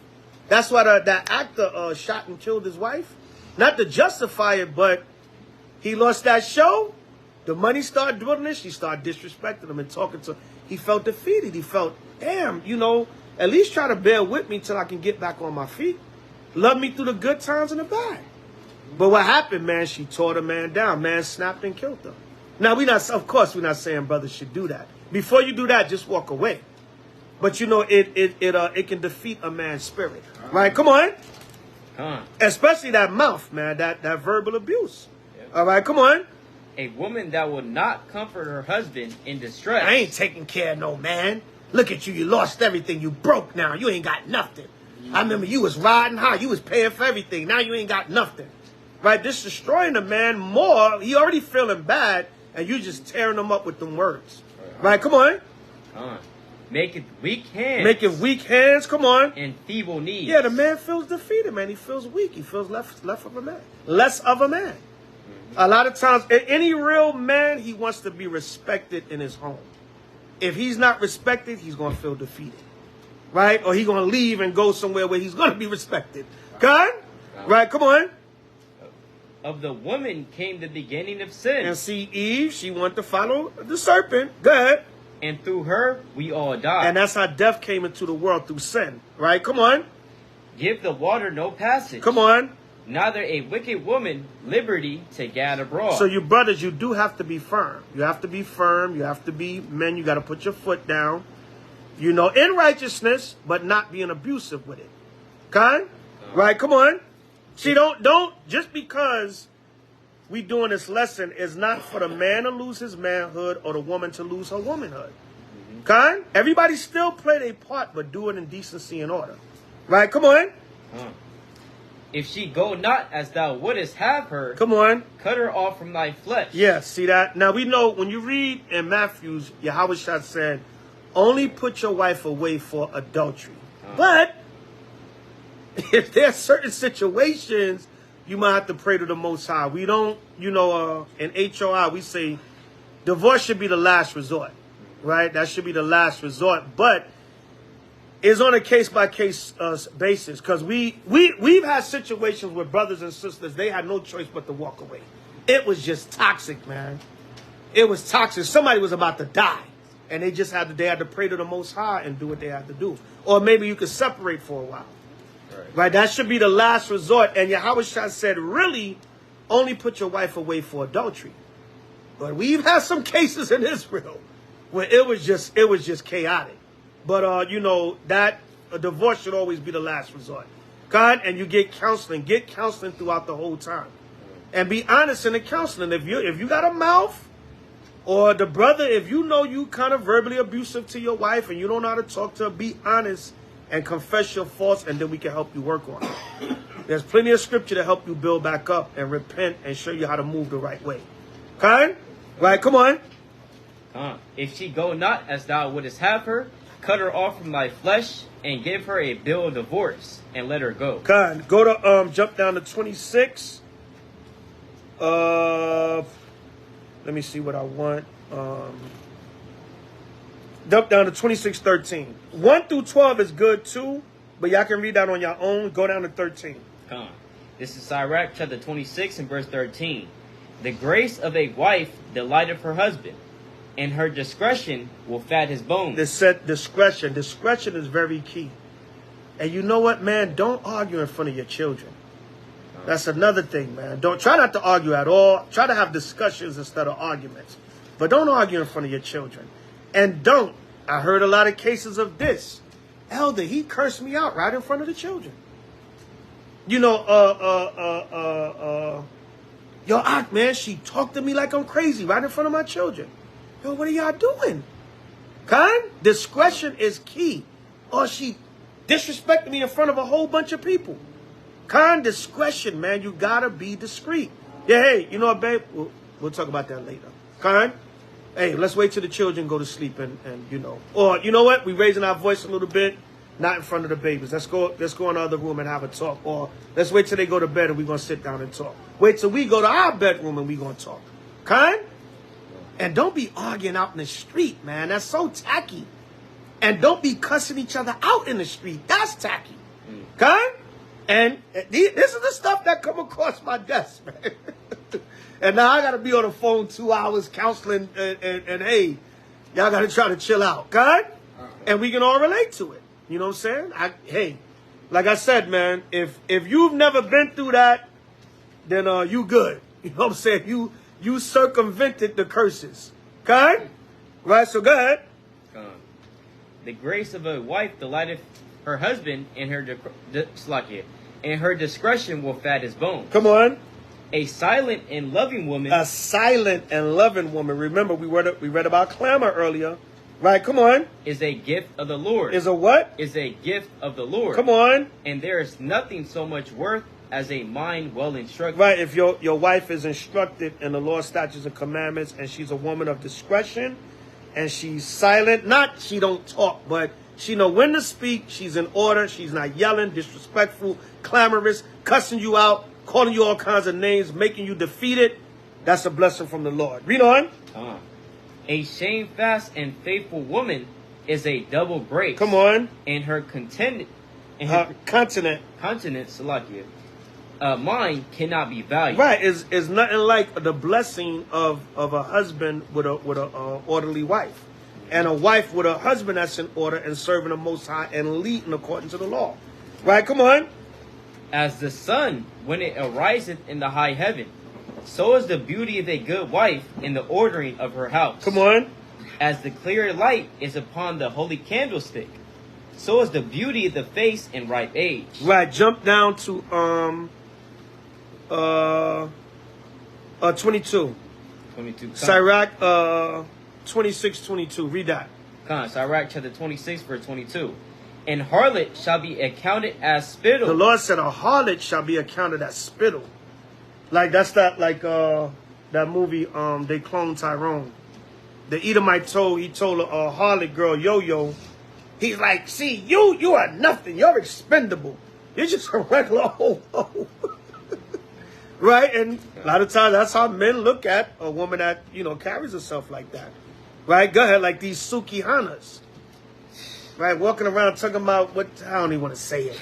What she want to do to a man, you know what I'm saying? Abomination, man. But they promote that, you know, they promote all that righteousness. So, you know, nobody has respect for our women, right? Because they say they don't respect themselves. Right, go ahead. And harlot shall be accounted as spittle. Come on. But a married woman. A married woman, go ahead. Is a tower against death. Is a tower against death, come on. To her husband. See that? And when you have a loving wife, she's going to be a protector to you. That's what it's talking about. Yep. She's like a tower against death. She could stand, it's like she's standing on top of a tower and she could see danger coming towards her husband from miles away. So she's going to tell him the right thing. Kind? Babe, I think you should look out for that. I don't think you should do that. I don't think you, and she's going to do it humble and in the spirit. Right? Read on. A wicked woman is given as a portion to a wicked man. A lot of times, brothers, you got to look yourself in the mirror. Right? You got to look yourself in the mirror. Come on. But a godly woman is given to him that feareth the Lord. I mean, it's self-explanatory. All right? It's self-explanatory. Right? And it is what it is. So drop that. There's more now. Y'all can read the whole chapter on your own. Go from there to let's go to, no, we went there. Give me Ephesians 5 and 21. A few more, y'all. We just gonna breeze through these. Give me Ephesians 5:21. There's another one in Sirach. All right. Ephesians 5 and 21. So read that, King. This is the book of Ephesians, chapter 5, verse 21. And it reads, submitting yourselves one to another. Right. Everybody have to play their part. Submit yourselves one to another. Right. Go ahead. Submitting yourselves one to another in the fear of God. Wives, submit yourselves unto your own husbands, as unto the Lord. Go ahead. For the husband is the head of the wife, even as Christ is the head of the church, and he is the Savior of the body. Jump down to 25. Verse number 25. Husbands, love your wives, even as Hamashiach also loved the church. And of course, if the wife and the husband love each other, they're not going to talk to each other crazy. Yep. They're not going to verbally, mentally, spiritually, emotionally, or physically abuse each other. Right? Come on. And gave himself for it. Just like Christ gave himself for the church, so the husband gives himself in protection and love of the wife. Especially teaching her and nurturing her about the Most High Yahweh. Come on. That he might sanctify and cleanse it with the washing of water by the word. Jump down to 28. Verse number 28. So ought men to love their wives. No, curse his wife out. So ought men to love their wives. Beat on his wife. So ought men to love their wives. You ought to love your wives. Come on. As their own bodies. And you're not going to punch yourself in the face. You're not going to break your own arm. You're not going to blacken your own eye. So don't do that to your wife. And don't do it spiritually or verbally. Because sometimes words can hurt more than physical, physical harm. Right? Come on. He that loveth his wife loveth himself. Yeah, you could destroy somebody's spirit with words, man. If they not strong, especially somebody that you supposed to love or they love you. Damn, why he talk to me like that? Why would he say that to me? You know what I'm saying? Oh, why would she say that to me? I thought she loved me. Why would she talk to me like that? Right? Come on. For no man ever yet hated his own flesh, but it says, Salakia, he that loveth his wife loveth himself. If you don't want it done, you don't like it done to you, don't do it to your significant other. Right? Come on. Verse number 29. For no man ever yet hated his own flesh, but nourisheth and cherisheth it, even as the Lord the church. Come on. For we are members of his body, of his flesh, and of his bones. For this cause shall a man leave his father and mother, and shall be joined unto his wife, and they two shall be one flesh. So you're supposed to be one flesh with each other. All right, so the things you wouldn't want done to you, your mind, your body, your spirit, and your flesh, don't do it to your mate. Kind? Yeah. All right, that's it on that. Y'all can read the rest on your own. Go to 1 Peter 3 and 1. 1 Peter 3 and 1. Read that. This is the book of 1 Peter chapter 3 and verse number 1.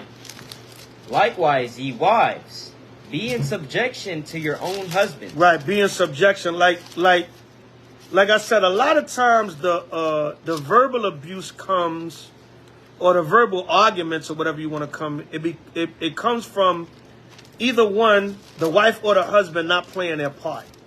So it builds frustration on the other mate's behalf, and then it turns into arguments, which turns into verbal abuse, insults, being condescending, being insulting, and then that's usually when it goes down a rabbit hole. All right, because you're initially not playing your part. Well, she don't respect me, elder, and then I get mad. Right, so read it again. Likewise, ye wives, be in subjection to your own husbands, that if any obey not the word, they also may without the word be won by the conversation of the wives. Right, because sometimes you can win people over with your behavior. All right, like sisters, women could be like, damn, she's in order. Because a woman deep down inside know how she's supposed to be. They see you rolling in spirit, that can attract them to be like, hey, sis, you know, you're interesting. You're different. I don't hear you doing a lot of cursing. You know, you always loving. You loving to your children, your husband. What are you into? You a Muslim? That's the first thing they're going to think. God? God. So just by your behavior, you can win over, you know, other women. Right? And you can be an example to other sisters that might be struggling with being obedient and humbling themselves to their husbands. All right, go ahead. Verse number 2. While they behold your it's like your chaste conversation coupled with fear. Right, people will see this is a woman that fears the Lord. And she respects her husband, her children, and her family, and herself. Right, come on. Whose adorning, let it not be that outward adorning of plaiting the hair and of wearing of gold or of putting on of apparel. Right, they can't be too much into their outward appearance. And a lot of these women, they're into that more. It's more about, you know, how I look, what you know, it's all about me. All right, come on. It says, but let it be the hidden man of the heart. It says man, but it's going into the woman, right? Go ahead. And that which is not corruptible. Which is not corruptible. Come on. Even the ornament of a meek and quiet spirit. And an ornament is like a decoration. All right, so when you have, you ever hear somebody say, oh, it's not the outer beauty, it's the inner beauty. Oh, they have such a beautiful spirit. She's so humble. Her inner beauty. Oh, she's so nice. It affects her outer beauty. Yeah. Right? Makes her more beautiful than what she is physically because of the inner beauty. Yeah. Right? So it's like an ornament. It's like you're decorating yourself with your righteous and meek spirit. It's like a turn on. It's like, wow, you know what I'm saying? That's great. Mm-hmm. Right? Come on. Even the ornament of a meek and quiet spirit. Come on. Which is in the sight of God of great price. And you're really going to look good to the Most High. Right? That's who you're really going to be an ornament to. You're going to look good to the Most High. Come on. For after this manner in the old time, the holy women also, who trusted in God, adorned themselves. They adorned themselves, or they spiritually decorated themselves with the meek and quiet spirit. Right? Come on. Being in subjection unto their own husbands. Right, and that's a great thing in the sight of the Most High. Come on. Even as Sarah obeyed Abraham, calling him Lord. Nah, my nigga. calling him Lord. She called Abraham Lord, right? Come on. Whose daughters ye are. And you the daughters of Sarah. Good.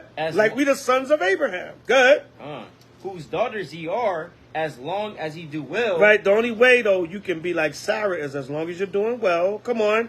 And are not afraid with any amazement. And you're not afraid to continue in doing well. You don't care what nobody say, what nobody think, how they judge you. Yeah. I'm going to be a woman of the Most High. Right? Come on. Likewise, ye husbands. Now it's going to get on the men. Right? Likewise, ye husbands. Go ahead.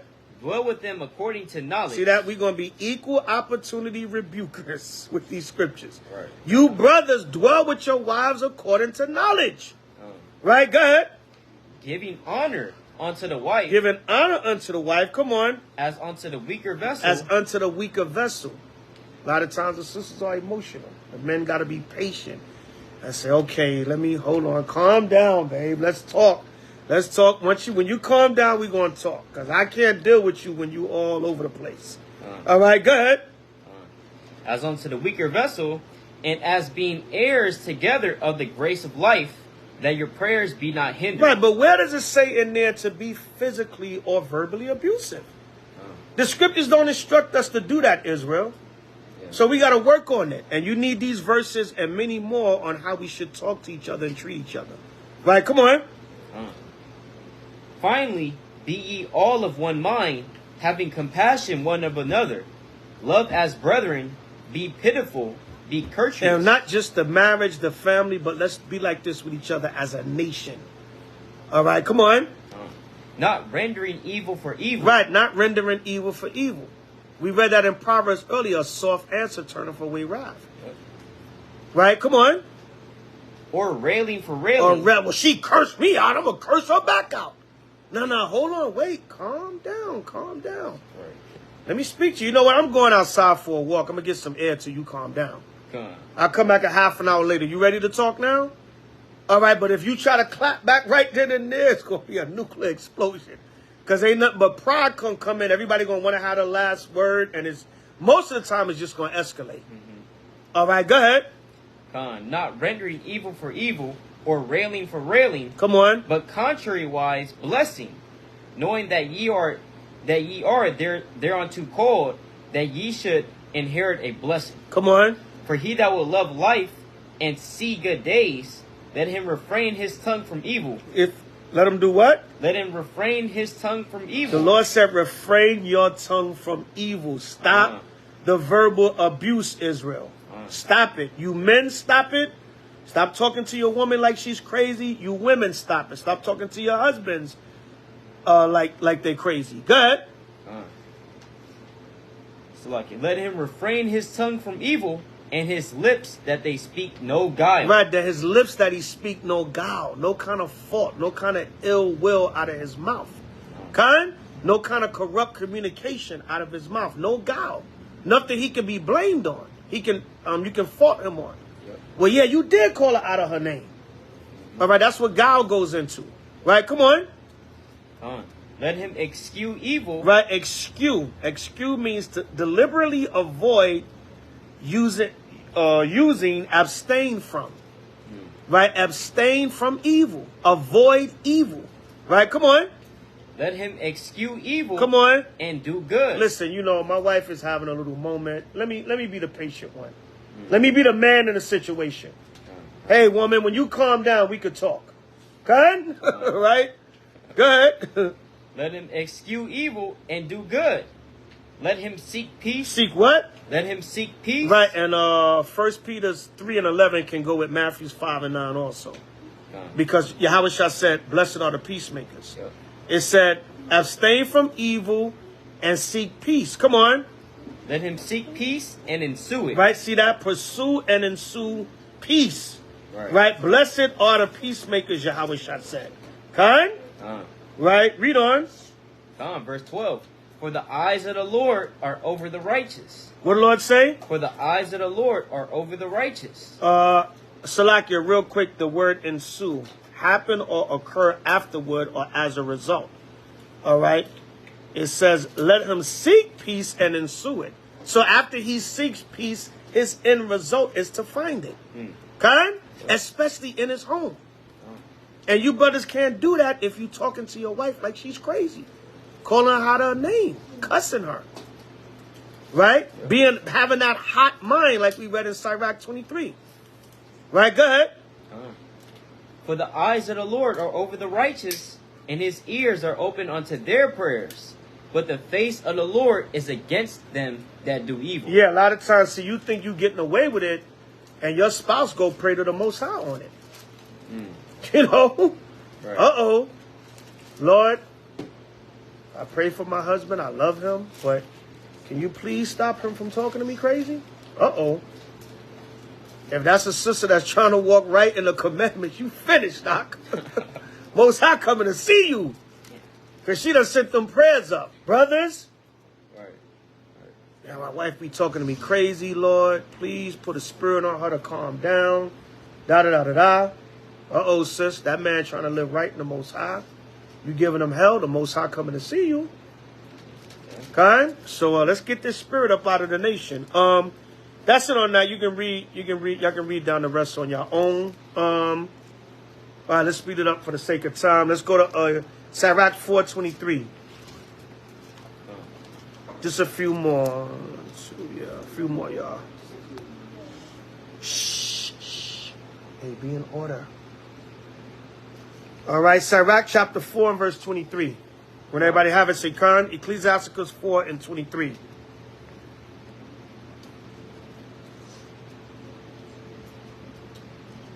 All right.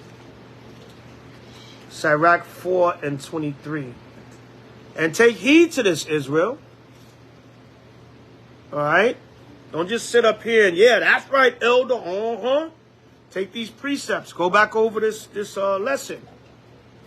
And implement these things. All right. Read the scriptures 2-3 times if you have to. So it can get in your spirit. Right, go ahead. Shh. Right, go ahead. Sirach chapter 4 verse 23. And refrain not to speak when there is occasion to do good, and hide not thy wisdom in her beauty. Read it again. Khan. Sirach chapter 4 verse 23. And refrain not to speak when there is occasion to do good. Right. So, you know, I hear these cases sometime where I kind of hear it more so with sisters a lot of time. It'll be like, well, I didn't say nothing because, you know, I didn't want to get my husband in trouble, or nothing was going to be done. And, well, you don't know that if you don't say anything. Read it again, King. It says, and refrain unknown issue can't get dealt with because it's unknown. Yeah. Nobody knows about it, or the people that can do something about it don't know about it. Read it again, King. And refrain not to speak when there is occasion to do good. Because if you speak and seek counseling, you can save your household and your marriage. So that's a good thing you could be doing. You're seeking help. Okay? Right, go ahead. And hide not thy wisdom in her beauty. And don't hide your wisdom in her beauty. Give me, let me see, 29. Verse number 29. Be not hasty in thy tongue, and in thy deeds slack and remiss. No, 30, my bad. Salakia, 30. Verse number 30. Be not as a lion in thy house. Right, don't be like a lion in your house, man. Be firm, be strong, men, but don't be like a lion. Don't be overbearing. Right, go ahead. Nor frantic among thy servants. Nor frantic among your servants. And like the Most High told David, the Lord told David, he that ruleth over men must be just. Yeah. So even a man as the head of the household, he's got to be just. He can't be like a lion and frantic in the household. Okay? Right, so there's order to this thing. The Most High tell us how to deal with each other. Tobit 12 and 10.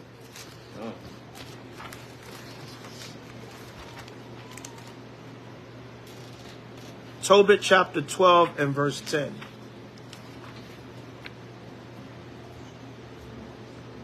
Read that.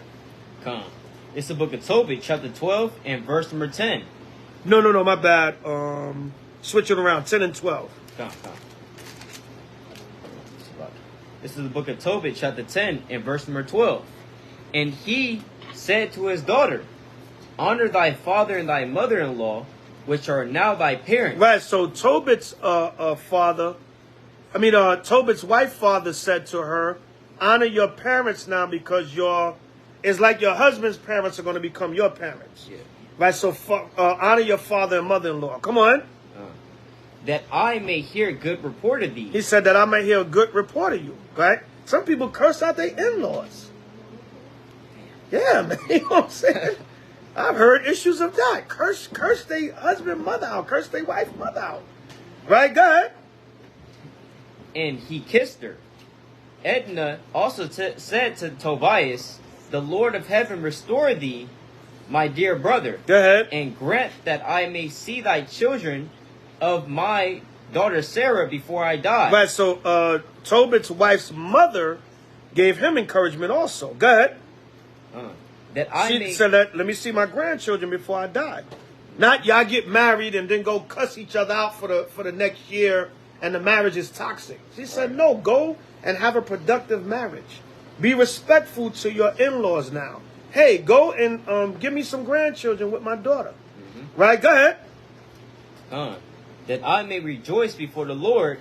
Behold, I commit my daughter unto thee, a special trust. See that? The parents said, look, Tobit, we commit our daughter unto you, a special trust. We're trusting our daughter with you. We're giving her over to you. What the scriptures say? A man or a woman leaves her father and mother and cleave to his wife. A wife cleave to her husband. Right? Yep. So they said, look, we giving over our daughter of special trust. Right? Come on. Wherefore, do not entreat her evil. Do not entreat her evil. Don't call her all out of her name and disrespect her. And definitely don't put your hands on her and abuse her. Yeah. Nobody should, even in a husband and wife situation, nobody should be putting their hands on each other unless it's for self-defense. You didn't have no other choice. Yeah. Or your life was in danger. Right? But you shouldn't be just fighting because you're angry or beating each other up or throwing pots and pans at each other. All right? Read it again, verse 12. No, just the last part. Okay. That I may rejoice from there. That I may rejoice before the Lord. Behold, I commit my daughter unto thee, a special trust. Wherefore, do not entreat her evil. It said, wherefore, do not entreat her evil. Entreat means ask someone earnestly or anxiously to do something. So she said, look, I'm earnestly and anxiously asking you to do right by my daughter. Okay? Right? So, where brothers get off, my nigga. Right? Talking to your wife like she one of your ops. How Jake said in the street, that's one of my ops. Right. You talking to your wife like she's a op. Right? So, the scriptures tell us how to deal with each other. They don't say it's not in here. Right? Give me Proverbs 18:19. Right? Proverbs 18:19. We got a few more. And I said, I may not even get all of them for the sake of time. Proverbs 18:19. All right, read that, King. This is the book of Proverbs, chapter 18 and verse 19. It says, a brother offended is harder to be won than a strong city. Right, so a brother or a sister offended, and the tongue can be an offense. Yeah. All right? Yeah. Physical abuse can be an offense. Right? Go ahead. And their contentions are like the bars of a castle. Right, their contentions is like the bars of a castle, man. It's hard to win that person back over once they offended. And you can offend, you can offend your spouse with words. All right, and the offense with the words, the verbal abuse, can lead to the physical abuse. All right, so go from there to Proverbs 14:1. Proverbs 14:1.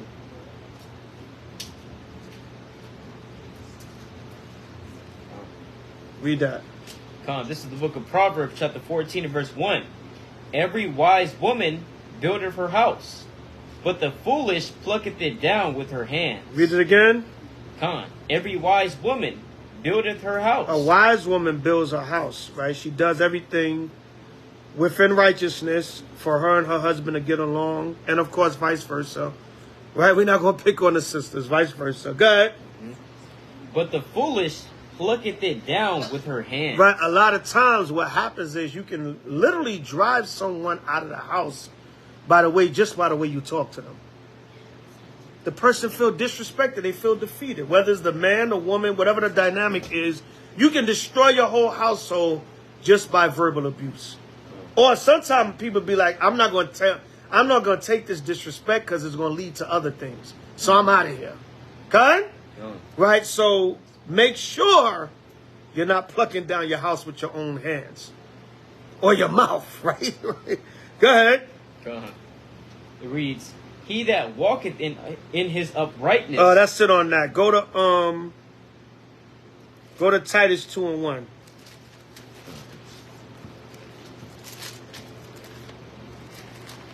And I've been just giving y'all quick definitions tonight. You know, you can look in the blue letter, the Hebrew, the Greek, get deep understanding. Y'all can do that on your own studies. All right. Titus 2:1. Read that, King. This is the book of Titus, chapter 2, and verse number 1. It says, but speak thou the things which become sound doctrine, that the aged men be sober, grave, temperate, sound in faith, in charity, in patience. So that basically the aged men got to know how to conduct themselves. All right. Aged men too. Yeah. You 60 years old cursing your wife out. Right? You supposed to be an elder. Sounded like an old fool. An old foul-mouthed fool. Right. All right. Go ahead. But what kind of example is that to the younger men? All right. And just like we read in Timothy's about the chaste conversation of women, the men, your conversation got to be in order. You know, you just an old foul-mouthed Jake, man. Nobody gonna respect that, kind. Especially if you're supposed to be an elder in this truth. You there 60, 65, you just got a potty mouth. And then a potty mouth towards your wife. And it's real bad when you see old people cursing each other out. You know what I'm saying? That's just not good, man. It's not good. Y'all ain't learned nothing in y'all old age. Right? But, you know, that's what goes on, you know what I'm saying? And all these things are an example. You know, people look at that. That's why a lot of times, well, that's the excuse the younger generation use a lot of times, but sometimes it could be true. They be like, look at our elders, man. Look how they conduct themselves. Right? So we got to lead by example, you know. The brothers, we had like 2 functions recently with the brothers from the True Nation congregation. And last week they had a friends and family day. Right? So that's when they invite people that they know out to fellowship with them so the people can get a sense of Israel. So what if the people come out there and they see a brother cursing his wife out? You know what I'm saying? They're going to be like, wait a minute, didn't y'all invite us so y'all can show us how y'all operate? So maybe y'all can even bring, you know, maybe bring some of us to the truth. Or just to show this is, you know, Israelites, we have culture, we fellowship amongst each other, we can have a good time without fighting and yelling. But you out there, look, woman, I'm the man. You shut down, you no good. Nah. Right? What kind of example you set? I'm just using that as an example. You know, the people are looking. You know what I'm saying? So what it look like, we out there trying to have a good time and a brother just cussing his wife out. You know what I'm saying? Yo, I mind your business, dog. This is my rib, brother. Mind your, I can talk to her how I want to. Nah. You got to be in order. You got to lead by example. Kind? All right, so where we at? Titus 2 and 3. Read. Gone. It's the book of Titus, chapter 2, verse 3. The aged women likewise, that they be in behavior as becometh holiness. Right, and older woman just cussing. I seen that downtown LA the other day.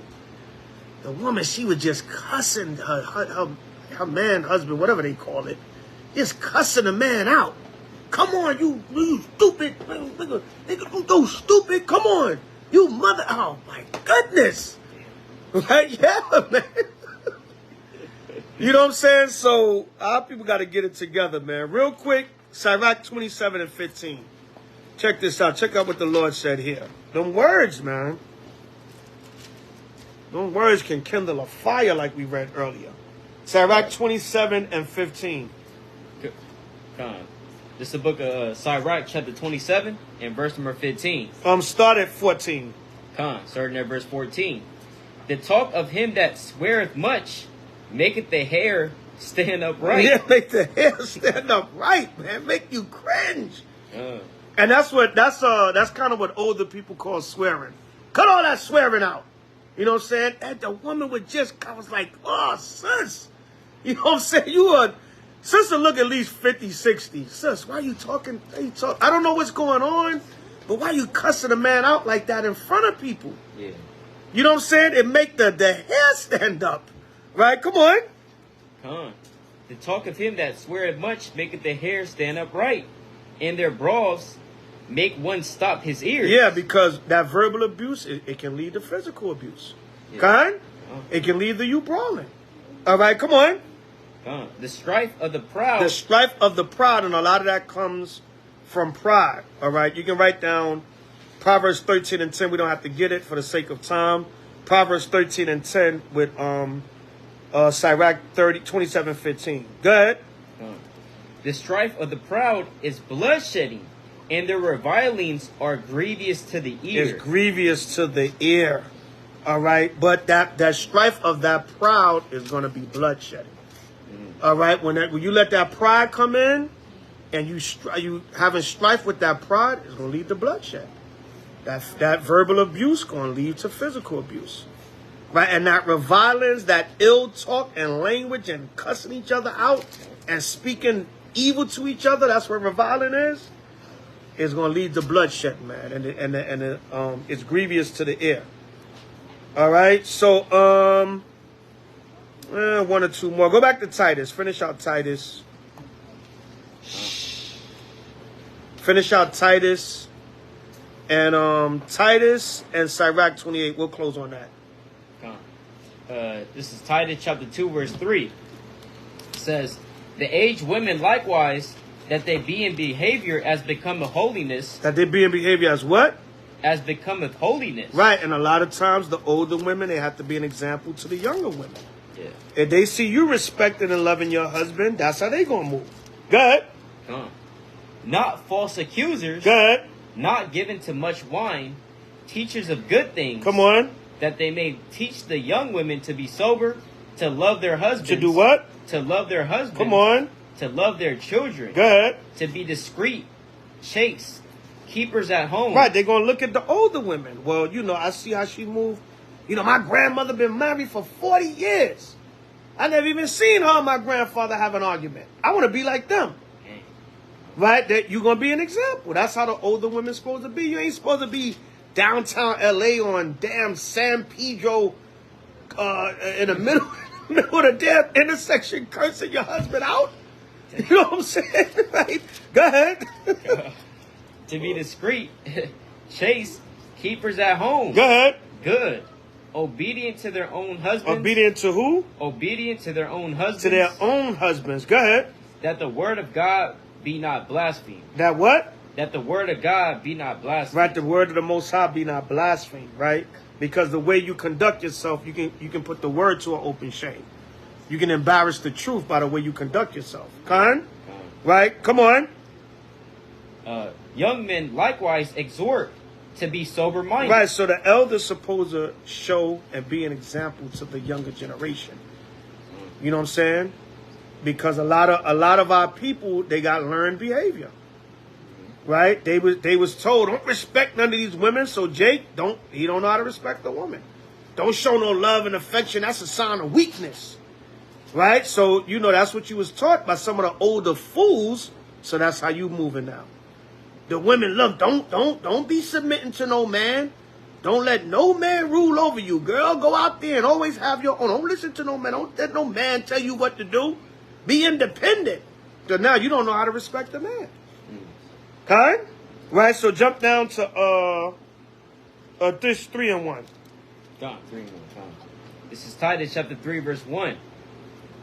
Put them in mind to be subject to principalities and powers, to obey magistrates, to be ready to every good work, to speak evil of no man. Right, so we really shouldn't speak evil of no man or each other, especially of your spouse.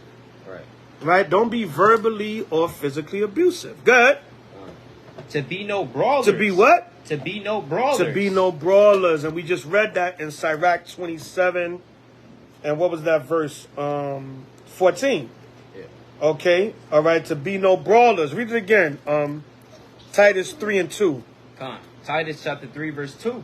To speak evil of no man, to be no brawlers, but gentle, showing all meekness unto all men. Come on. For we ourselves also were sometimes foolish. So maybe when you was in your worldly state, you was foolish. Go ahead. Disobedient. You was disobedient. Come on. Deceived. Go ahead. Serving diverse lusts and pleasures. Yeah, you thought maybe you grew up thinking, I ain't supposed to care about no woman. I don't love them. What Snoop Dogg say? Right? Maybe you grew up in the streets of Long Beach listening to the Dog Pound. I don't love them. But now you came into the knowledge of the Most High. You supposed to learn better. Okay? So you might have been like that. For we ourselves also was sometimes foolish. I've talked to people in Israel, man. You'd be shocked at the stuff they came from. You be like, that, brother? But they repented now. They sincere. And you don't even see that on them no more. Because they repented in H.O.I. and they moving totally different. People have shared all kinds of stuff with me. From New York to L.A. Other countries, everything in between. I done heard some of it all. Yeah, Elder, I came a long way, man. I just want to share this with you, man. I used to, oh, damn, brother. Yeah, Elder, I repented, but I was a mess, Elder. I used to, damn, sis. All right, now you changed from what I know of you. You changed in H.O.I. You seem pretty solid, you know, from what I know of you. Right, go ahead. Go ahead. For we ourselves also were sometimes foolish, disobedient, deceived, serving diverse lusts and pleasures, living in malice. Go ahead. And envy. Go ahead. Hateful. Go ahead. And hating one another. Right, and we wasn't really taught to love each other as a people. So a lot of that comes from the self-hatred, but you can't carry it over into this truth. Yeah. All right, our marriage is supposed to be honorable in the Most High Yahweh when you come into this truth. You're supposed to put the old man and woman away. Right, come on. God. But after that, the kindness and love of God, our Savior, toward man appeared, not by works of righteousness. Not by works of righteousness, come on. Which we have done. Come on. But according to his mercy, come on. He saved us by the washing of regeneration and renewing of the Holy Spirit. Right, of the Holy Spirit. So we pay the Most High back through what? Through righteous works. And by living according to the law, statutes, and commandments, and loving our neighbor as ourselves. That's how we pay him back for bringing us into this knowledge. Not by our works, but by his mercy. Yeah. So if the Most High showed us mercy and saved us and washed us in our regeneration and cleansed us of our filth and sins, we pay him back by living in righteousness, by loving and treating each other according to this word. And it starts with the home. Kind? Oh. Right? I'm going to read real quick this quick article. Just one chapter from this quick article. This is verbal spousal abuse on the website Very Well Mind. Right? Interesting article. It's long, so I ain't going to read all of it. But it says verbal abuse is a type of emotional abuse. It is when someone uses their words to assault, dominate, ridicule, manipulate, and or degrade another person and negatively impact that person's psychological health. Verbal abuse is a means of controlling and maintaining power over another person. Most people assume that if they were being verbally abused, they would know it. After all, verbal abuse often involves yelling, put-downs, name-calling, and belittling behaviors. But there is more to verbal abuse than people realize. Some people are verbally abused on a regular basis without even recognizing that it's happening. Go to Sirach 19:25. All right. So a lot of times verbal abuse can occur and you don't even realize it. Right? Them little jokes, but it's the joke is really on you. Right? But they acting like they laughing it off, but they're really taking a shot at you and belittling you. So a lot of times it can happen without you even realizing it. Read that. This is the book of Sirach, chapter 19, and verse number 25. There is an exquisite subtlety. What did the Lord say?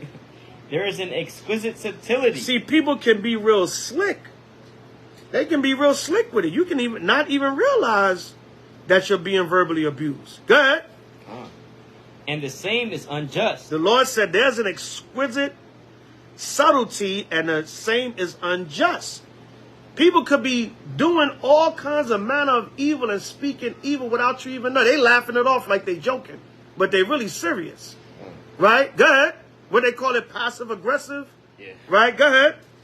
And the same is unjust. And the same is unjust. Because really deep down inside, that person is being evil to you. But they acting like, nah, I'm just joking. Right? Go ahead. And there is one that turneth aside to make judgment appear. And there is a wise man that justifieth in judgment. See, that is a wise man that justifies in judgment. Right? So, I was looking for something here. Looking for something in this article. I can't find it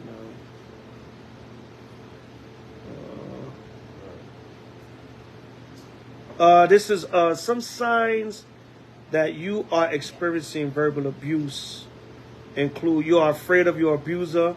You feel like you have to walk on eggshells around the other person. You feel like you cannot share things about yourself with them for fear that they will mock or ridicule you. That's all, man. Been there, done that. I know that one oh too well. You're afraid to go out in public with them because of what they will say about you in front of other people. You feel threatened. You feel as if you are constantly being put down about how you look, think, act, dress, or talk. You feel inferior or ashamed about who you are. They yell at you, but then suggest that you are overly sensitive or that you don't have a sense of humor. They overreact to small problems and then blame you for the resulting argument. They suggest that they are the victim and try to make you feel guilty about something that they accuse you of doing. They hide this verbal abuse when you are around other people, but act completely different when you are alone. Remember them behind closed doors. All right, there was something else in this article. I was looking. It was the hidden abuse. It's something real quick I want to read on that. All right. It's okay though, but I just want to meet a couple of main parts of it. Read that again, Sirach 19:25. Come. This is the book of Sirach, chapter 19, verse 25. There is an exquisite subtlety. Right. So a lot of times, subtlety, Salakia, there's an exquisite subtlety. People will hide what they're really doing to you, and they are verbally abusing you the whole time. All right. Go ahead. And the same is unjust. And the same is what? And the same is unjust. Right, because you being sneaky about it. Right, you being treacherous and sneaky about it. Right, I'd rather you just be straight up, but don't be verbally abusive at all. Go ahead. And there is one that turneth aside to make judgment appear, and there is a wise man that justifieth in judgment. This is the one I wanted. It says condescension, Salakia, condescension. While often disguised as humor, sarcastic comments that are intended to belittle and demean the other person can be a form of verbal abuse. Right? They trying to disguise it as humor and being sarcastic. Right? That's that exquisite subtlety. Right? That's how they do it. They doing it like, oh, you don't really realize what I'm doing. But I'm actually talking down on you. I'm being condescending to you and talking down on you. But I'm making it like it's a joke or humor. Right. Right? So these are different forms of abuse. All right? Especially verbally. Go to Sirach 28:8. But we touched on the physical a little bit, but I mainly want to get into the verbal, which leads to the physical, which is a problem I'm seeing in the nation when I'm being requested to do marriage counsels.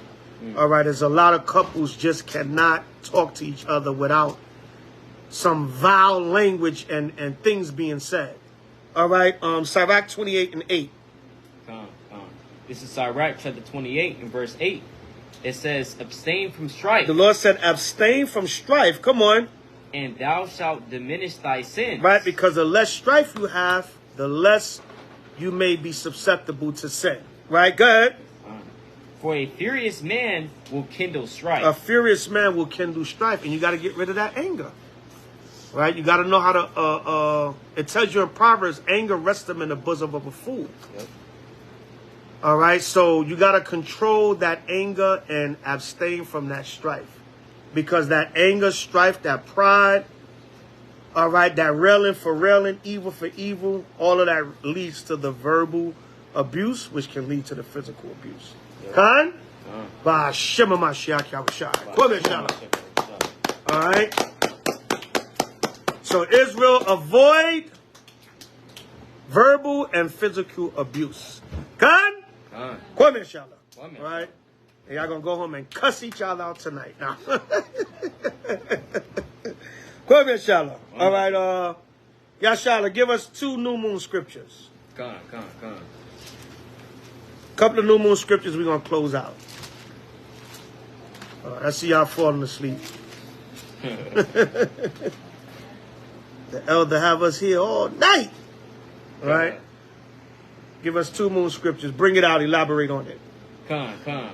This is the book of Psalms, chapter 81, and verse number 3. It says, blow up the trumpet in the new moon, in the time appointed on our solemn feast day, for this was a statute for Israel and a law of the God of Jacob. Right? So, you know, today's the new moon of the Most High God, right? 6 months through the Spirit. And so, you know, in our time appointed, this is our feast day. You know what I'm saying? It's a feast day from the Most High for us to gather together, you know what I'm saying, and celebrate this new moon, right? And it's a statute. The Lord said in verse 4, it says, it is a statute for Israel and a law of the God of Jacob, right? So it's not just something that we just do once a month, right? It's an actual statute for us, and it's a law, right?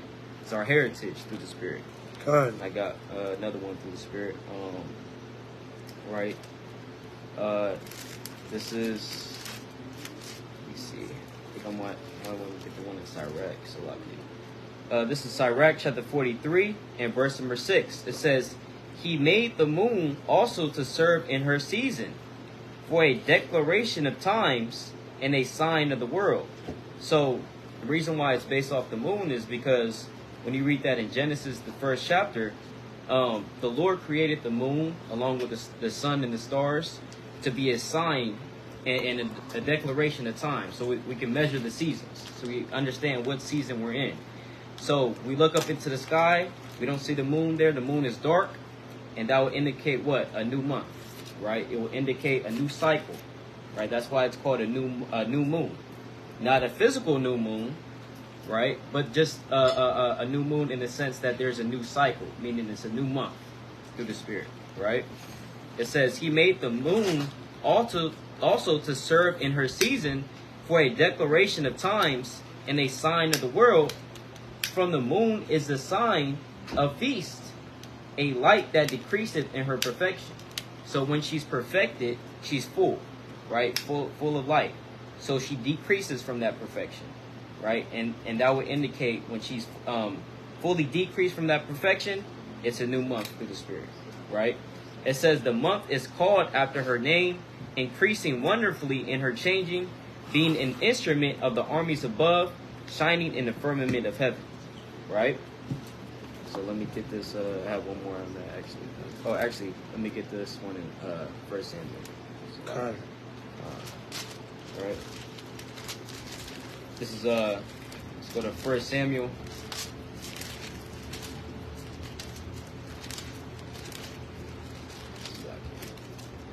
First Samuel chapter 21. Right, Slock. I think I want it 20. Yeah, I think it's 20. Come, the water. 1 Samuel chapter 20 and verse number 5. Right? 1 Samuel chapter 20, verse number 5. And it reads, and David said unto Jonathan, behold, tomorrow is the new moon, and I should not fail to sit with the king at meat, but let me go, that I may hide myself in the fields unto the third day at even. Right? So David said unto Jonathan, and we know that when you read the narrative in 1 Samuel, Jonathan and David were actually very close friends, right? Their love was surpassed the love, of women, as it says. But nevertheless, David said to Jonathan, and he said, tomorrow's a new moon, and I have to sit with the king at meat. I got to sit at his table, and I got to eat some food, right? We're going to feast on that day. Why? Because the new moon, right? You can cook. It's our appointed time to gather together, right, in righteousness and feast amongst each other, right? That's what the new moon is for, through the Spirit, right? So those are my 3 precepts of the Spirit. Khan, all praises. Go to Leviticus 23:23. Khan. So tonight, so-called August 15th, Tuesday, August 15th, 2023, at evening, brought in the new moon 6 month. All right, some may calculate it differently. We might do it tomorrow, whatever. You go by your different calculations, but the way we read, the way the moons come in, it fell tonight, new moon 6 month. Next month, Thursday, September 14th will be the Feast of Trumpets, the high new moon. Okay. That will be next month, Thursday, September 14th. Leviticus 23:23. Leviticus chapter 23, verse 23. And the Lord spake unto Moses, saying, Speak unto the children of Israel, saying, In the 7th month, in the first day of the month, shall ye have a Sabbath. Right, so the 7th month, first day of the month will be next month, September 14th at even. Right, Thursday, September 14th. Come on. A memorial of blowing of trumpets and holy convocation. Right, a true or righteous gathering, a holy convocation. Good. Ye shall do no servile work therein. Meaning work for hire. The only work that can be done is towards the feast. Good. But ye shall offer an offering made by fire unto the Lord. Right, because we gave the sacrifices and the offerings to the Most High for each feast day. Yeah. So that will be next month. We will be celebrating the highest new moon of the year, which is known as the Feast of Trumpets. Okay? Right, and that will be next month. But tonight is the 6th month new moon, according to the Hebrew calendar. Go to Isaiah 66:23. So everybody understand, Khan? All right, Isaiah 66:23. This is the book of Isaiah, chapter 66, and verse number 23. And it reads, And it shall come to pass that from one new moon to another, and from one Sabbath to another, shall all flesh come to worship before me. So in the kingdom, everybody going to keep the new moons and the Sabbaths, and we're going to put everything in order. Good. Shall all flesh come to worship before me, saith the Lord. When we get in the kingdom, the laws of the Most High are going to be established. All flesh is coming before the Most High to serve him. Okay? Right. All right, get Judah chapter 8, verse 6 in the Apocrypha. Judah chapter 8 and verse 6. So we going back to our feast days. We rehearse it now, but we're going to do it in perfection in the kingdom. Judah chapter 8 and verse 6. It's the book of Judith chapter 8 and verse 6. And she fasted all the days of her widowhood, save the eves of the Sabbath. Except the eves of the Sabbaths. Go ahead. And the Sabbath. Come on. And the eves of the new moons. And the new moons. Come on. And the feasts and solemn days of the house of Israel. So Sister Judith was heavily into fasting. That's how the Most High gave her the power to defeat Holofernes. I don't know if I'm pronouncing it right. But the Most High gave her the power because she was heavy in the spirit. And she fasted, practically 3 to 5 days out of the week, depending on how the feast days was falling, for about 3 years and 6 months, if I'm not mistaken. And therefore, she was powerful in the spirit before the Most High. Because in her widowhood, she was heavily into fasting. But when the Sabbaths and feast days came, she came off the fast to celebrate the feast days and the Sabbaths and the new moons. All right, Karen?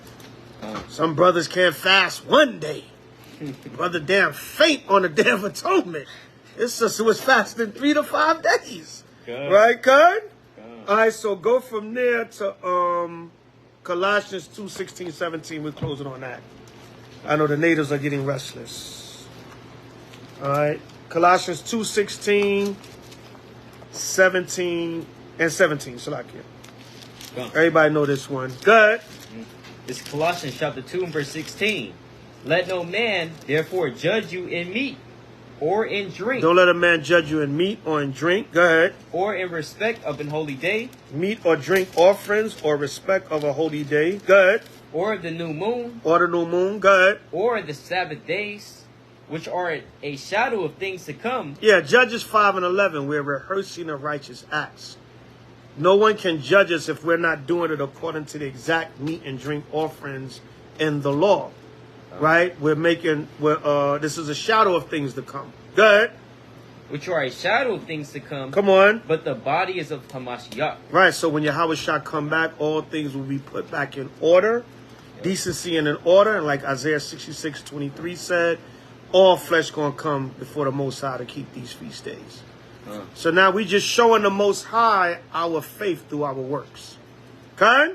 All right, so that's it on that. Any questions or comments? All right, so that concludes the new moon 6 month. Avoid verbal and physical spousal abuse. And Ashar Kadash Sharak, happy new moon 6 month. Ba'ashim Mashiach Yahushua. All right, so imagine we're upon your Yerushalayim, stand and face Jerusalem or the east. for closing prayer. Blessing of Israel, blessing of the new moon and the feast.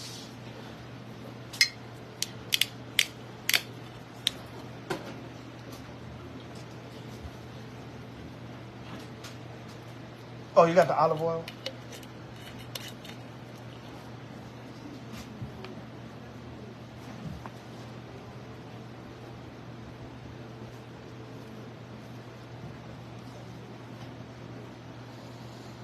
I repeat the Hebrew only drink offering. Let's put it in a bottle or cup. Yeah.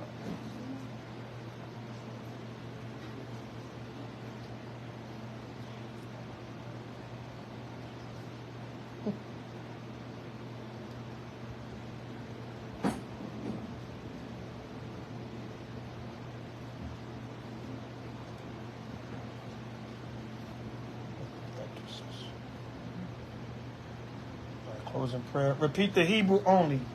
Blessed are you, Yahweh, that gives us the fruit of the vine. Barakateh Yahweh. Hahawa'ah. Natalanawa. Hapaya. Hagapen. Ba'ashem. Hamashiach. Yahweh Shah. The water. Dam Yad. Awalon. Amen. Hallelujah. Hallelujah. Hallelujah. Hallelujah. Hallelujah. Hallelujah. La Yahweh. La Yahweh. La Yahushai. La Yahushai. La Yasha'ala. La Sha'al. La Kadash. La Kadash. Yarak. Yarak. Dam Yahushai. Dam Yahushai. Blood of Yahushai. La Yahushai. Hallelujah. Hallelujah. Repeat the Hebrew only.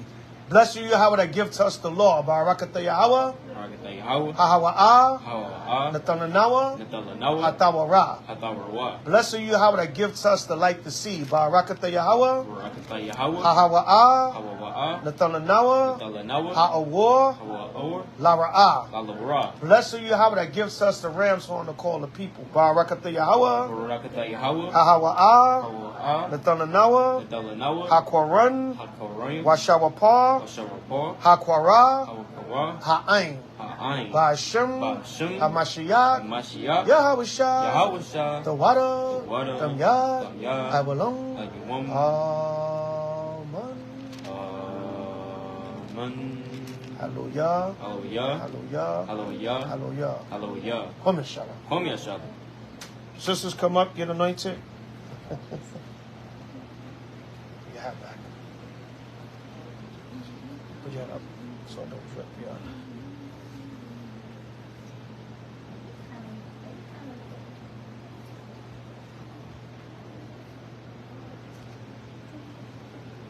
Uh-oh, that's a lot.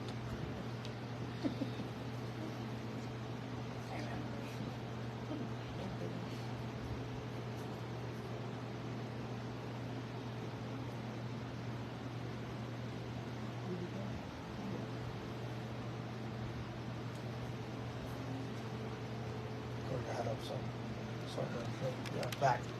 Put it on. Yes. Yeah.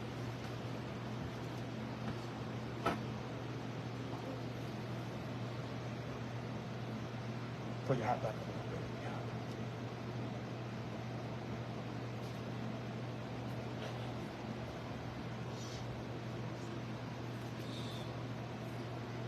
Yeah. All right, sisters, anointing prayer. Y'all know the routine. Number 6, 22 to 27. As we pray over y'all, ask for deliverance, patience, anything you might be going through, struggles, sickness, health, be a better wife, daughter, overall woman of the Most High, Yahweh Shai, sister, whatever the case may be.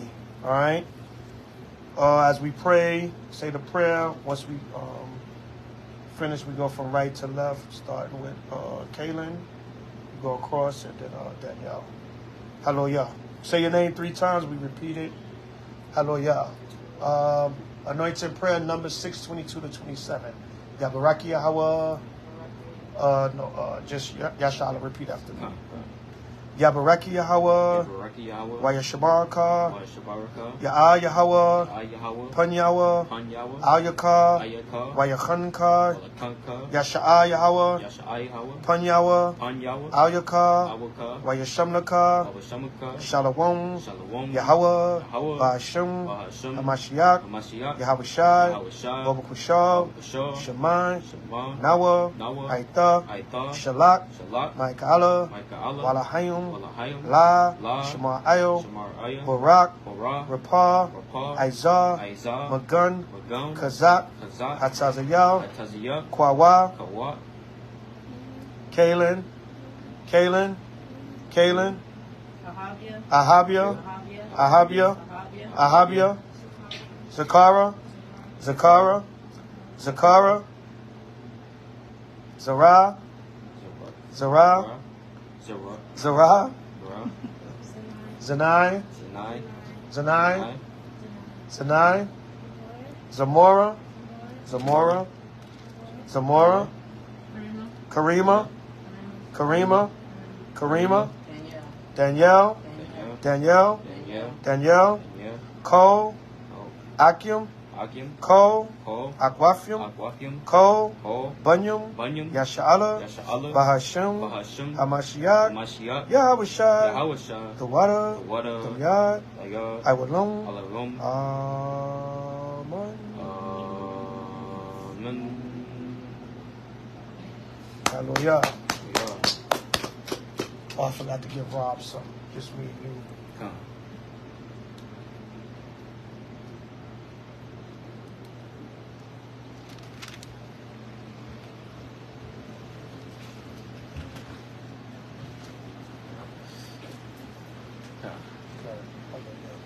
All right, shh, sisters. Same thing, we're just going to anoint me and you.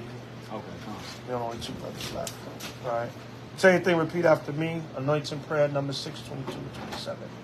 Yabaraki Yahweh, Yabaraki Yahweh, Wayashamaka, Yashmaka, Ya'a Yahweh, Yahweh, Panyawa, Panyawa, Ayaka, Ayaka, Wayakhanka, Wabakanka, Yasha'a Yahweh, Yashai Yahweh, Panyawa, Panyawa, Ayaka, Ayaka, Wayashamnaka, Washamaka, Shalom, Shalom, Yahweh, Yahweh, Ba'ashim, Bahashim, Hamashiach, Hamashiach, Yahawashi, Yahawashi, Babakushah, Babakashah, Shemai, Shemai, Nawa, Nawa, Aitha, Aitha, Shalak, Shalak, Micah, Micah, Walahayim, Walahayim, La, La, Shemar Ayo, Shemai Aya, Barak, Barak, Rapah, Rapah, Aizah, Aizah, Magun, Magun, Kazak, Kazak, Hatazayah, Hatazayah, Kwawa, Kawa, say your name, Yasha'ala, Yashala, Yasha'ala, Yashala, Yasha'ala, Yashala, Zabach, Zabach, Zabach, Zabach, Zabach, Zabach, Rob Judah, Rob Judah, Rob Judah, Rob Judah, Rob Judah, Rob Judah, Cole, Cole, Akim, Akim, Cole, Cole, Aquafium, Aquafium, Cole, Cole, Punyum, Punyam, Lasha'ala, Shalakia, Bunyum, Bunyam, Yasha'ala, Yasha'ala, Bahashim, Bahashim, Hamashiach, Hamashiach, Yahawashi, Yahawashi, the water, the yard, Damyah, Awalum, Alayum, Amen. Amen. Hallelujah. Hallelujah. Everybody stand and face these again. Pray for the food. And we good.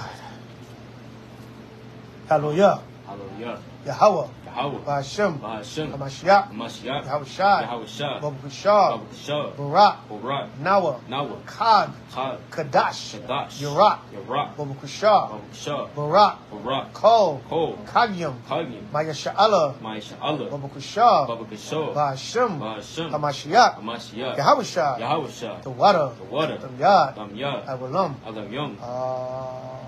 Amen. Amen. Blessed the Most High Yahweh Ba'ashim Mashiach Yahawashi. Please bless our new moon feast, Most High. Bless our food, our drink, that you bless us with on this feast day and all throughout time that we're here in this captivity, Most High. Ba'ashim Mashiach Yahawashi. We give thanks, Most High. Like your holy word says, let us have food and raiment and be there with content.